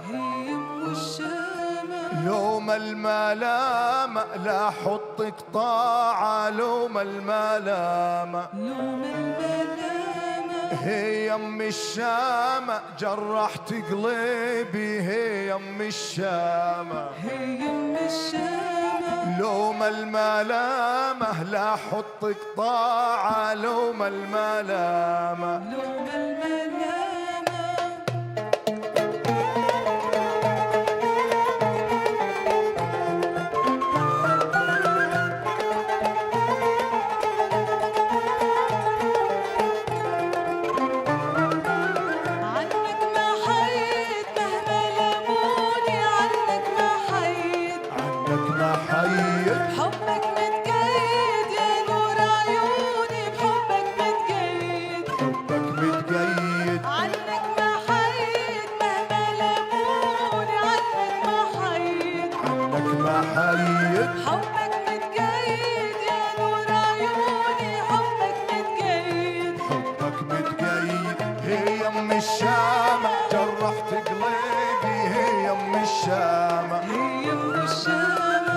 الملامة لا حطك طاعة، لوم الملامة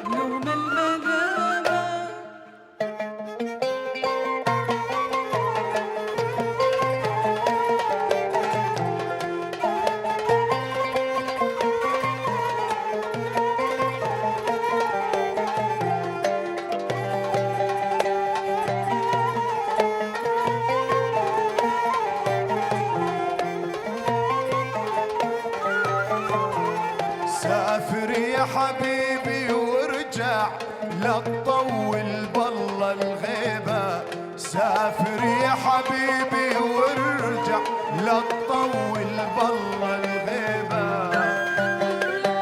بعدك أظلم الله أعطاك الهبة يابا، الله أعطاك الهبة.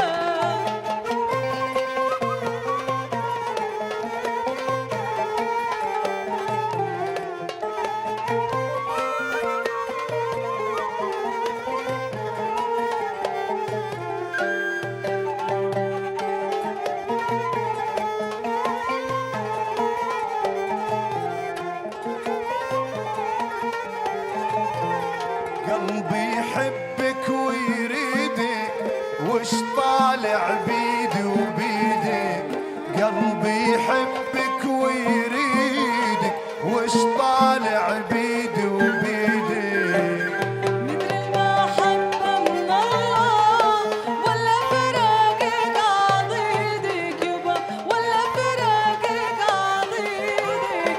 سافر يا حبيبي وارجع لا تطول بالله الغيبة، سافر يا حبيبي وارجع لا تطول بالله الغيبة، والدار بعدك أظلم الله أعطاك الهبة يابا، الله أعطاك الهبة.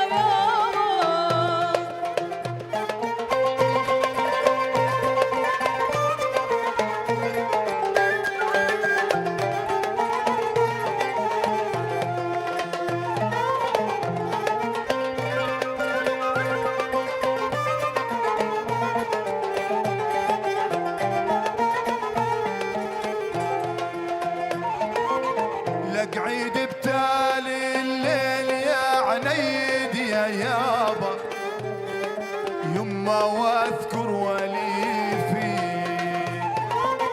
وبحجتي الحال مان يا عنيد يا يابا يما لا ابكي عكيفي عيني وضيعيني يا عنيد يا يابا تسوى هالي وكل غرام يا عنيد يا يابا.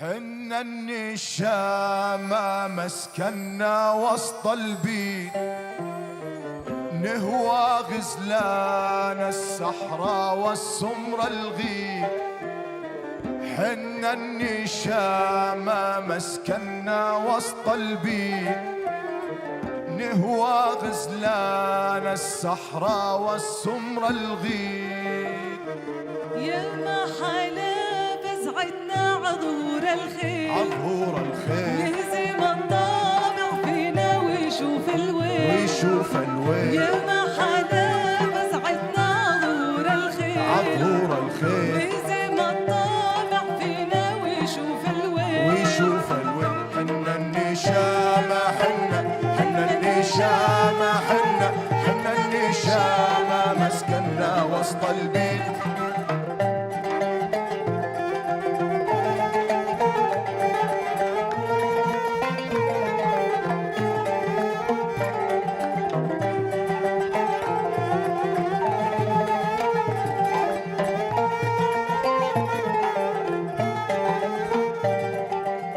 أشعيل النار يا النشمي بسرع وسيلة وانده بالصوت العالي رجال القبيلة لا تمنع طال عمرك بديارنا العادة حط البهار والعنبر بالقهوة زيادة أشعيل النار يا النشمي بسرع وسيلة وانده بالصوت العالي رجال القبيلة لا تمنع طال عمرك بديارنا العادة حط البهار والعنبر بالقهوة زيادة بيت الشاعر بالسحرة ساكنة بيه الزينة بين النشمي يا سمرة حيزيل العلة بيت الشاعر بالسحرة ساكنة بيه الزينة بينهم نشمي يا سمرة شوف حيزيل العلة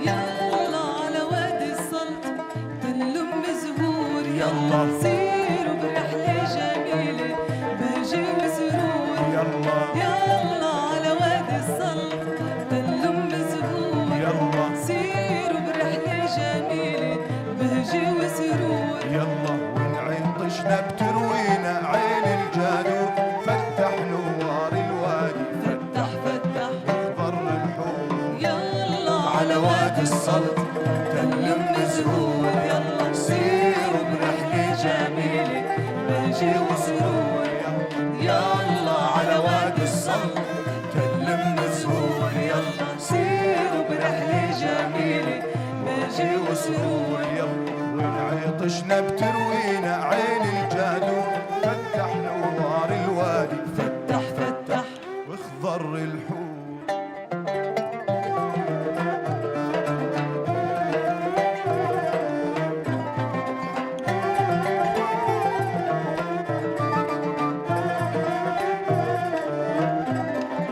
كثير حلو كثير عيشتنا بين ربوتنا ومرجتنا كثير حلو كثير عيشتنا بين ربوتنا ومرجتنا ونلوح بهالساعد المفتول تنفجر من الأرض ميتنا.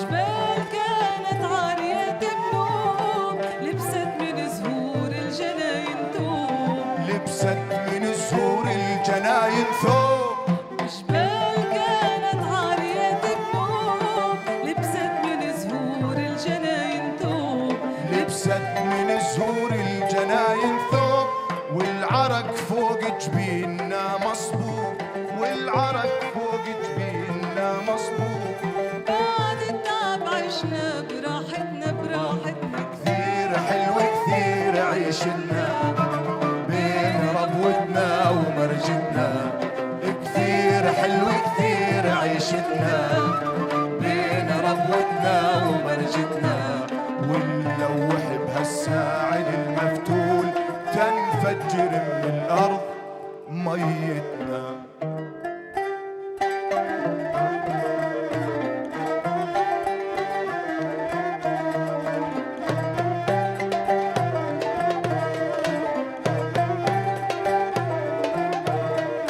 أهلا بيك يا الغالي المحبوب أهلا بنحييك يا موجة القلوب أهلا أهلا بيك يا الغالي المحبوب أهلا بنحييك يا موجة القلوب يا عبد الله يرعاك الله يا عبد الله يرعاك الله ونعيش العمر بعمرين بهم قوي يا ابو حسين ونعيش العمر بعمرين بهم قوي يا ابو حسين. اهلا بيك يا الغالي المحبوب بنحييك يا موجة القلوب اهلا بيك يا الغالي المحبوب بنحييك يا موجة القلوب يا عبد الله يرعاك الله يا عبد الله يرعاك الله ونعيش العمر بعمرين بهم قوي يا ابو حسين.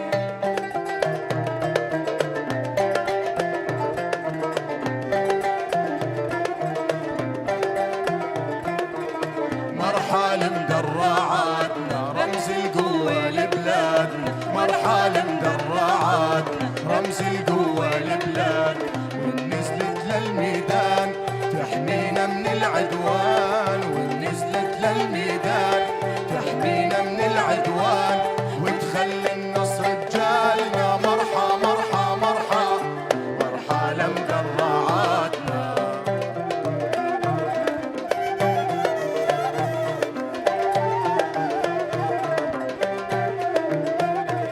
عاش الأردن بأمان بحمى الجيش السهران عاش الأردن بأمان بحمى الجيش السهران نفدي العرش بأسمان باعث نهضة أجيالنا باعث نهضة أجيالنا مرحى مرحى مرحى مرحى لمدرعاتنا مرحى لمدرعات رمز القوة لبلادنا مرحى لمدرعات رمز القوة لبلادنا ونزلت للميدان تحمينا من العدوان ونزلت للميدان تحمينا من العدوان وتخلي النصر بجالنا مرحى مرحى مرحى مرحى يا مدرعاتنا.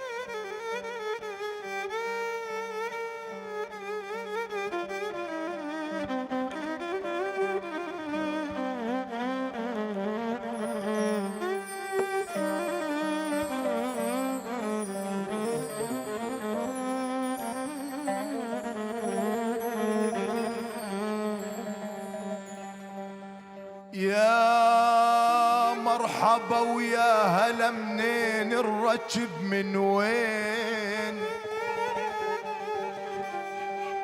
أقبل علينا الضحايا زينة قباله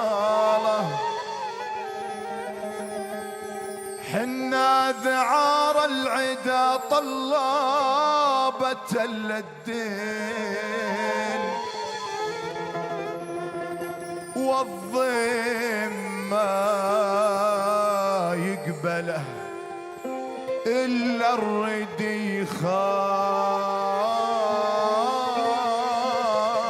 يخاله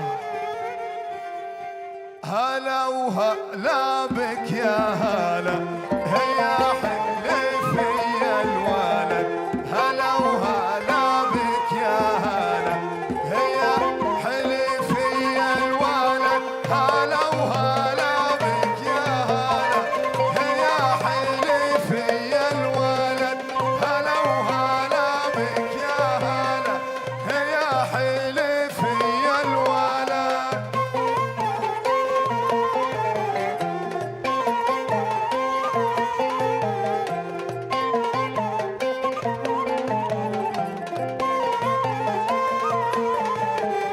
الله يمسكم بالخير هنود ومع محلية الله يمسكم بالخير هنود ومع محلية الله يمسكم بالخير هنود ومع محلية الله يمسكم بالخير هنود ومع محلية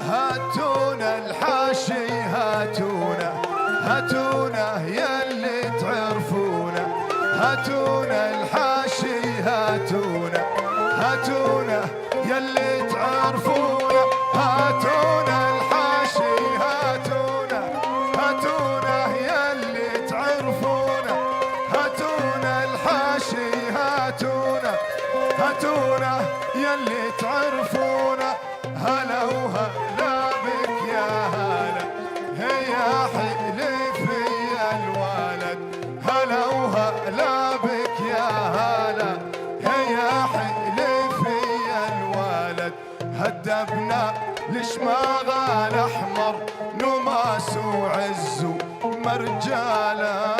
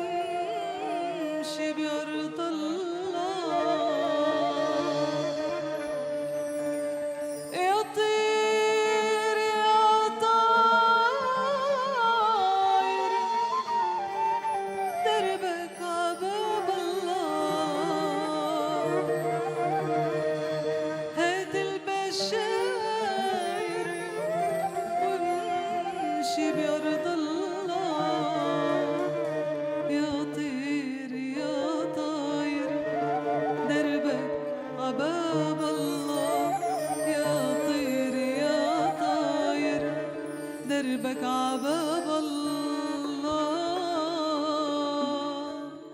يا طير يا طاير دربك عباب الله هات المشاير وامشي بأرض الله يا طير يا طاير دربك عباب الله هات المشاير وامشي بأرض الله يا طير يا طاير دربك عباب الله يا طير يا طاير دربك عباب الله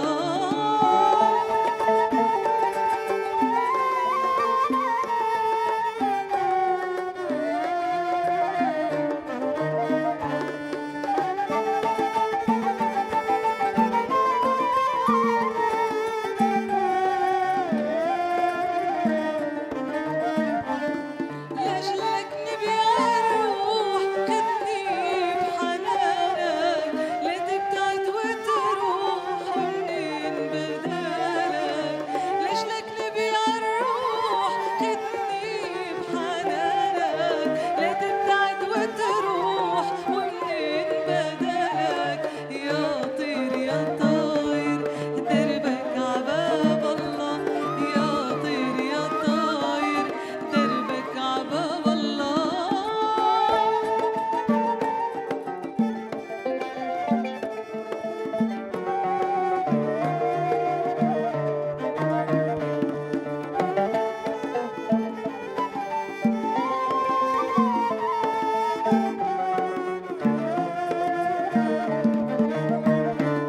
يا رايح قوم بليل واحمل سلامي إلى حبيب الروح شفته بمنامي يا رايح قوم بليل واحمل سلامي إلى حبيب الروح شفته بمنامي يا طير يا طاير دربك عباب الله يا طير يا طاير دربك عباب الله يا طير يا طاير دربك عباب الله هات المشاير وامشي بأرض الله يا طير يا طاير دربك عباب الله هات المشاير وامشي بأرض الله يا طير يا طاير دربك عباب الله يا طير يا طاير دربك عباب الله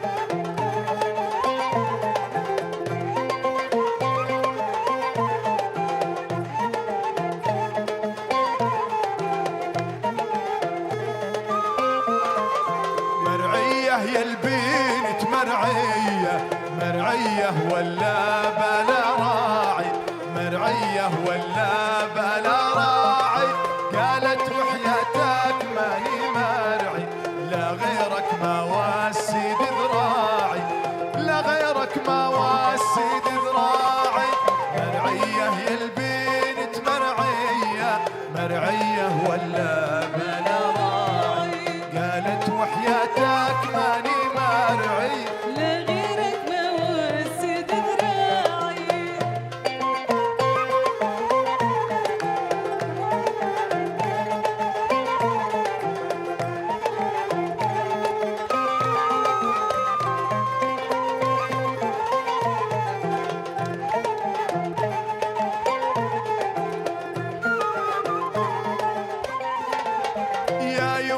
شفت القمر بالبيت من منزله بس ما خالي من منزله بس ما خالي واستغفر الله وانا زلي كثر العيش غير احوالي كثر العيش غير احوالي مرعيه يا البنت مرعيه مرعيه ولا بلا راعي قالت وحياتك ماني مانعي لا غيرك ما وسد ذراعي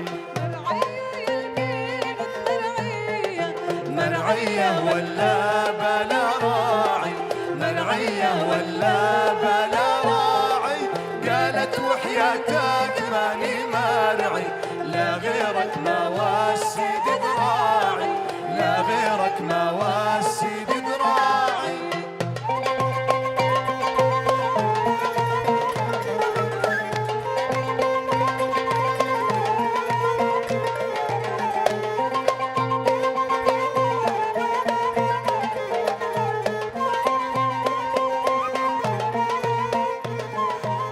حبحبني عالخدين شو هالجسارة ريد اشتكي عالزين القاضي العذارة حبحبني عالخدين شو هالجسارة ريد اشتكي عالزين القاضي العذارة يا يما القاضي العذارة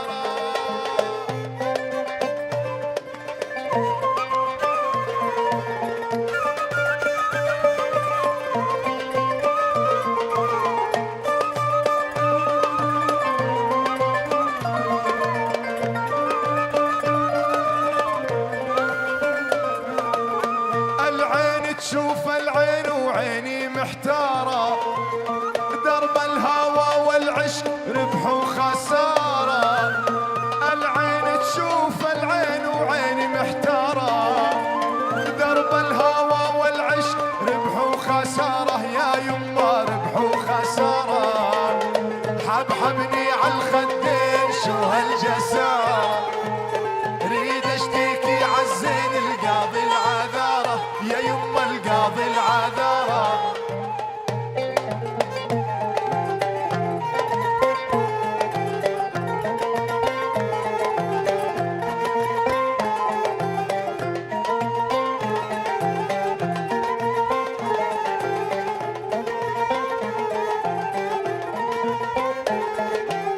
يا ابو خديد المقرش يا عذاب الشقاوي لفاني في حضنك والله غيرك ما ناوي يا ابو خديد المقرش يا عذاب الشقاوي لفاني في حضنك والله غيرك ما ناوي يا ابو خديد منقرش يا عذاب الشقاوي لفاني في حضنك والله غيرك ما ناوي قالوا بدل ما بدل قلت مرضى البديلة شلون ابدل حبيبي يلا عيونك حيلة قالوا بدل ما بدل قلت مرضى البديلة شلون ابدل حبيبي يلا عيونك حيلة قالوا بدل ما بدل قلت مرضى البديلة شلون ابدل حبيبي ابو عيون الكحيل يا ابو خديد منقرش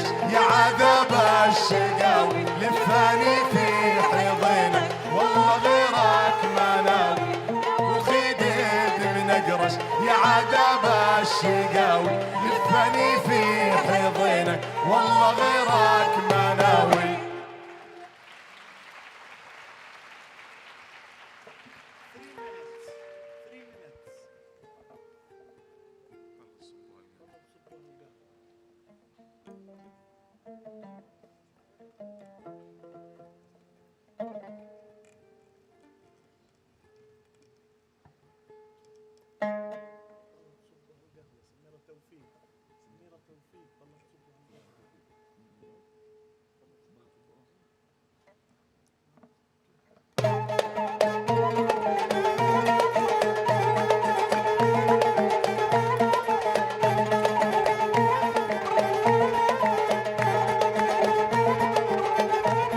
وبالله صبوها القهوة وزيدوها هيل واسقوها للناس شمع ظهور الخير.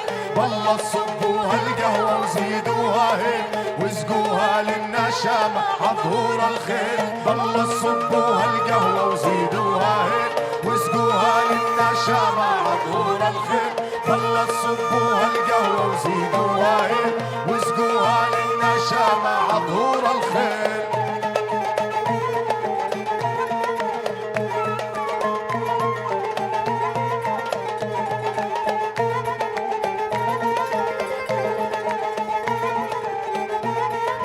قهوتنا للأجوادي أول بادي يلي نار وقادي بظلام الليل. قهوتنا للأجوادي أول بادي يلي نار وقادي بظلام الليل. والله صبوها القهوة وزيدوها هيك واسقوها لنا شمع ظهور الخير. والله صبوها القهوة وزيدوها هيك واسقوها لنا شمع ظهور الخير.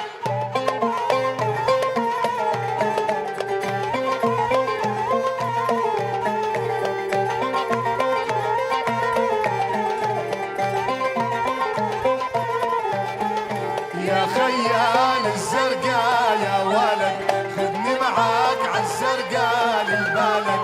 يا خيال الزرقاء يا ولد خذني معاك عالزرقاء للبلد. ردفني لألحق عنهم ما عدني على فراقهم. جالد يا زين يا ولد يا ولد يا زين يا ولد يا ولد.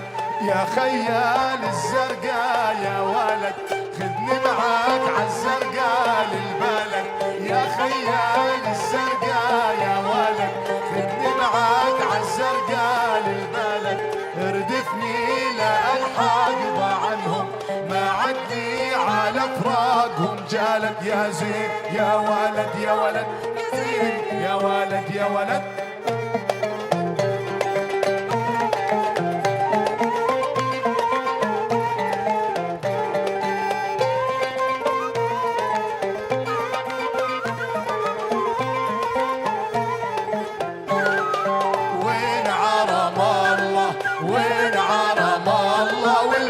مسافر وين عرم الله. ما تخاف من الله ما تخاف من الله. خذيت قلبي ما تخاف من الله. وين عرم الله وين عرم الله. والفي مسافر وين عرم الله. ما تخاف من الله ما تخاف من الله. خذيت قلبي ما تخاف من الله.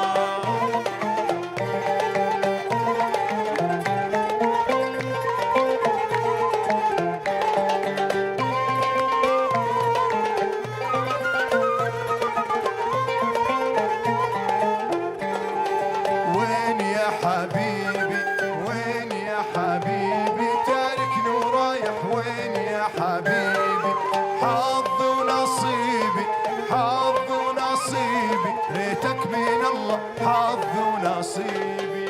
وين يا حبيبي وين يا حبيبي تاركني ورايح. وين يا حبيبي حظ ونصيبي حظ ونصيبي. ريتك من الله حظ ونصيبي.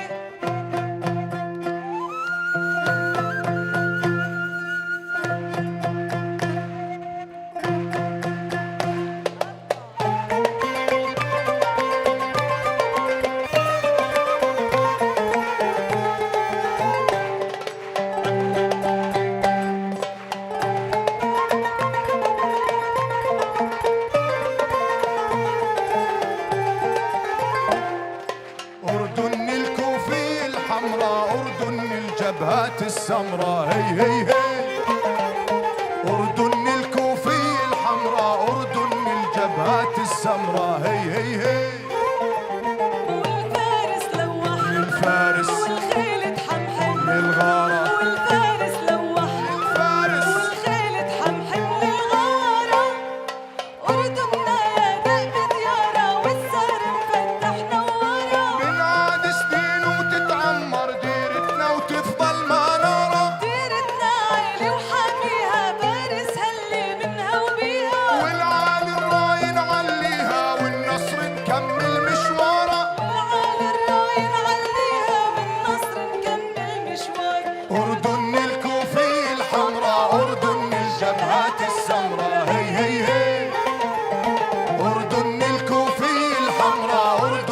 الجبهات السمراء هي هي هي والفارس لوح للفارس والخيل تحمحم للغارة والفارس لوح للفارس والخيل تحمحم للغارة خيم كبير عالي من عمرها عالي بالمفاخر عالي وبالأمجاد عالي خيم كبير وعالي من عمرها عالي بالمفاخر عالي بالأمجاد عالي الله يديمك خيمتنا الله يديمك خيمتنا يا عنوان عروبتنا تحت ظلالك عزتنا يا عنوان عروبتنا تحت ظلالك عزتنا خيمتنا الهاشمية خيم كبير وعالي عالي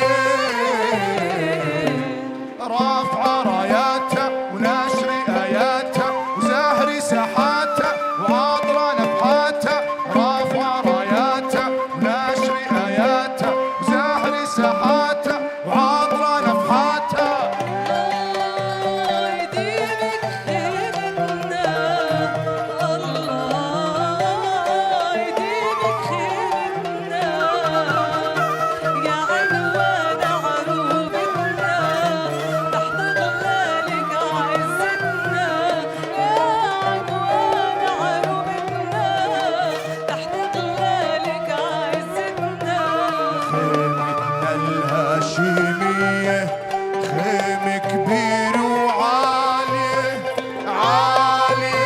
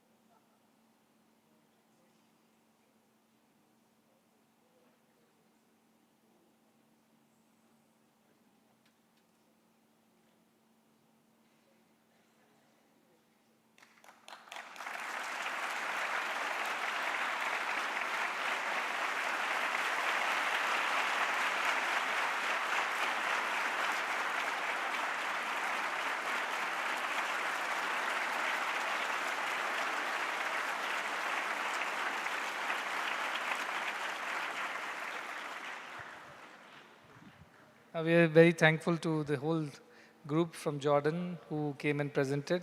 Very lilting music, very groovy, very engaging and happy. And I think even though the beats are so simple, but they take you along. You just get involved, you get kind of immersed in that music. And thank you for bringing those wonderful vibes of Jordan. And that Dabke dance, I enjoyed that dance. And I was told that it's being done to compact the mud of the houses, the roof of the houses. So, you know, dance music was an integral part of life. even as you went on doing your regular chores, you included music and dance as a part of your life, and that's how most of these traditions have evolved. So thank you so much, and thank you for so many gifts from these countries. They brought me some things from the Dead Sea also. And the children who do not know, Dead Sea is one of the lowest points in the earth, as they mentioned, below the sea level.